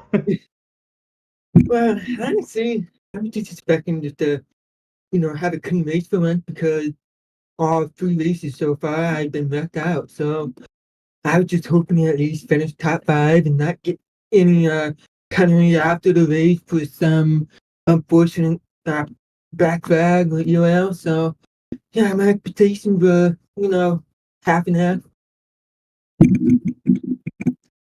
Gotcha. And one thing to note, I mean, it seemed like on every restart, it seemed like you were pushing the outside line, you're making 3 wide, 4 wide passes. Have you practiced that? I mean, obviously, Texas hasn't been on the schedule much in the CIL, but back in practices and everything like that, have you guys been practicing those restarts? Because, again, I was very impressed with all the 3 wide action you were able to make.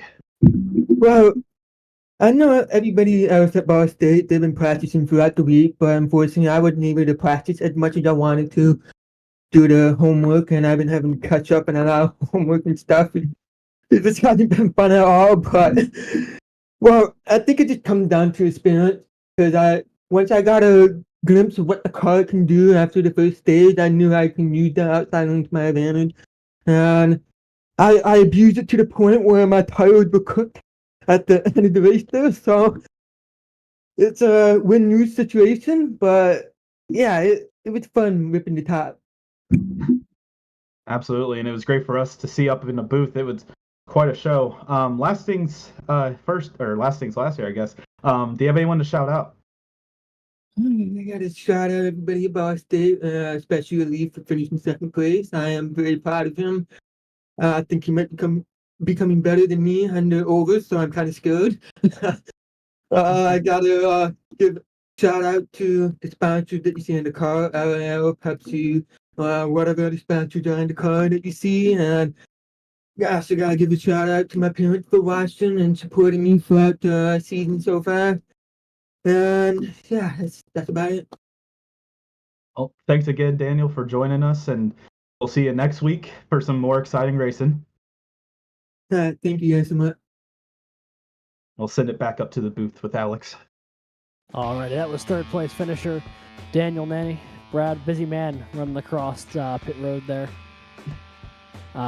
Producer Christian, what are your thoughts there on the waiting room?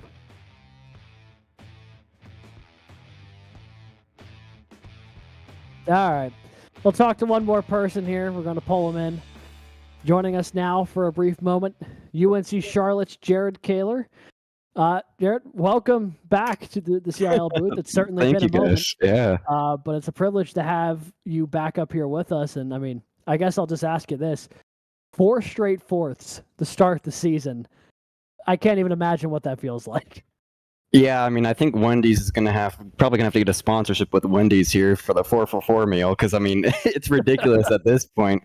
It seems like no matter where I start, I finish 4th. I can wreck, I get 4th. I can start up front and stay clean, I get 4th. It's just I don't know what to say. It's kind of just wacky finishing 4th, all the 4th places in a row on 4 kind of really different tracks.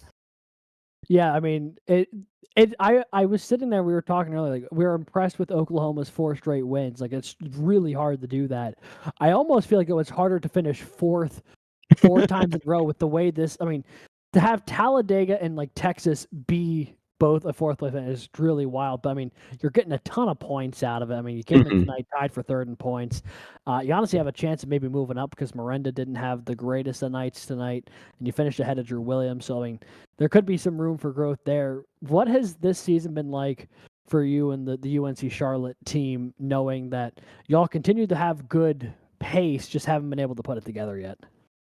Yeah, honestly, I think it's a little bit refreshing from my standpoint. I took a year off just to kind of focus on school and do that. And I mean, to kind of come back after that year and still be competitive, I think it just shows a lot about the speed that we all have. And, you know, Clint obviously runs up front as well. So we're both roommates now, so that's kind of nice. We have a LAN party every Monday night. But yeah, I think it's really cool to see both of us run up front. And both of you guys with a top 10 finish here tonight, which is pretty cool for the both of you. But Jared, for the first time in what feels like a minute here, since to your point, you've taken a year off. Anyone you'd like to thank or shout out while you're up here in the booth? Yeah, I got a couple people I got on board this year, so that's pretty cool. I got CWH Photography, Booth 34, and 24 Degrees Media. And of course, I joined Orangeville Racing this year, so everyone there, gotta look forward, running up front like this. Eventually, one of these days, everything's going to play out your way. So I just got to keep doing that until that happens. Alrighty. Well, Jared, thanks for joining us up in here. Up in the booth. It's been a privilege talking to you once again, and excited to see what the rest of the season holds for you and the UNC Charlotte team as you guys continue to pick up speed here. Thank you, guys. Have a good one. All right, and that is in substitute of alumni winner Drew Williams here tonight. Drew unable to make the post-race presser here, so we had an opportunity to talk with fourth place finisher Jared Kaler instead, but Brad, that is going to bring us basically to the end of our coverage tonight from Texas. Any other final thoughts before we send this one on its way? I mean, the first half of the season's over, and I think every race has been pretty electric. So I'm looking forward to the second half of the season. It offers a lot of diversity. Second half of the regular season, I should say. And we'll see a lot more action to come.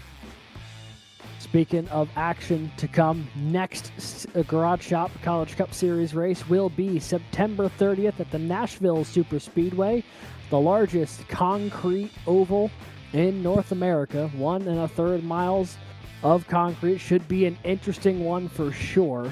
That'll be at 8:30. The coverage begins. However, coming up this week for Formula C, their fourth race of the season at the Indianapolis Road Course, September 25th. That's this Wednesday night. Coverage starting at 8:45 p.m. And that is all of the races I believe we have coming up this week. The next Collegiate Sports Car Challenge race, not till October 17th at 8:45 p.m. That'll be at Road Atlanta. Coincidentally, not too far after when the Cup Series will be going to Road Atlanta. But for everybody here at the CIL, I want to thank you all so much for tuning in tonight. It's been a blast, and for producer Christian Hill, for my co-commentator Brad Daniels, just want to thank you all for watching. We'll see you next week. Texas was certainly an event of all time, and we'll get ready to rack it up and do it again next week at the Nashville Super Speedway.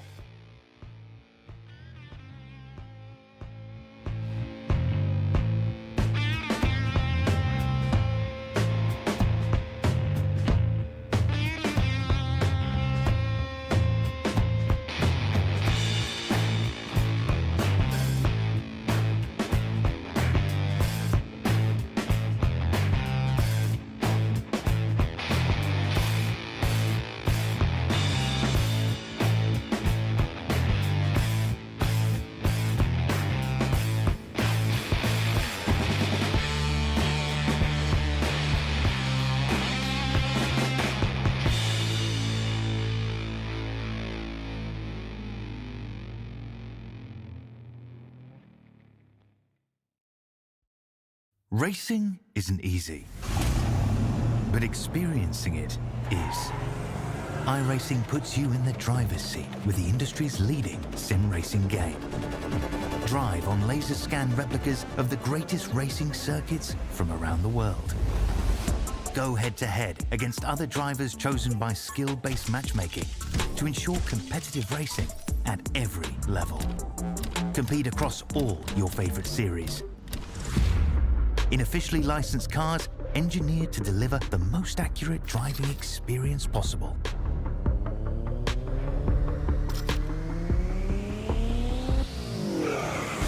Join a race or host your own with players from across the globe. Race against the computer or in a league with friends. Feel the thrill behind the wheel. Visit iRacing.com.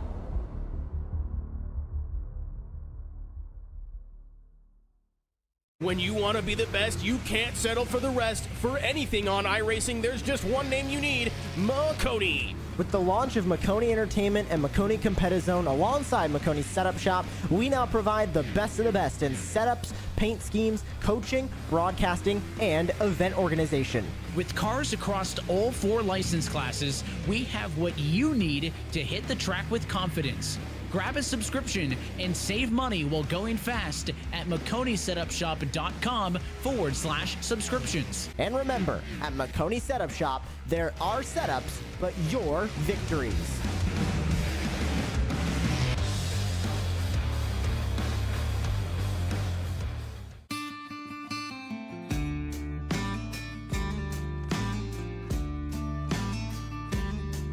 Hello, my name's Aaron Brown from the Garage Shop in Denver, North Carolina.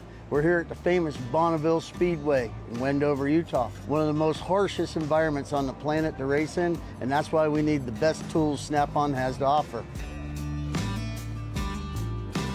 What we use here to pump up the oil in our race engines to prime them is this Snap-on screw gun.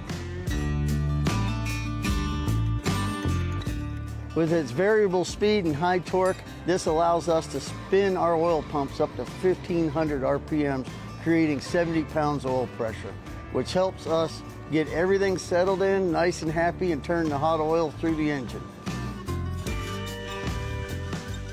Compact, lightweight, and able to fit in really tight spaces. Its 9-position clutch allows us to torque things, nuts, bolts, from 8-inch to 50-inch pounds. Small size and high performance helps us get into many places on a race car where normal tools can't. Under the dash and the engine compartment, we also use this to drill a lot of holes in very tight spots.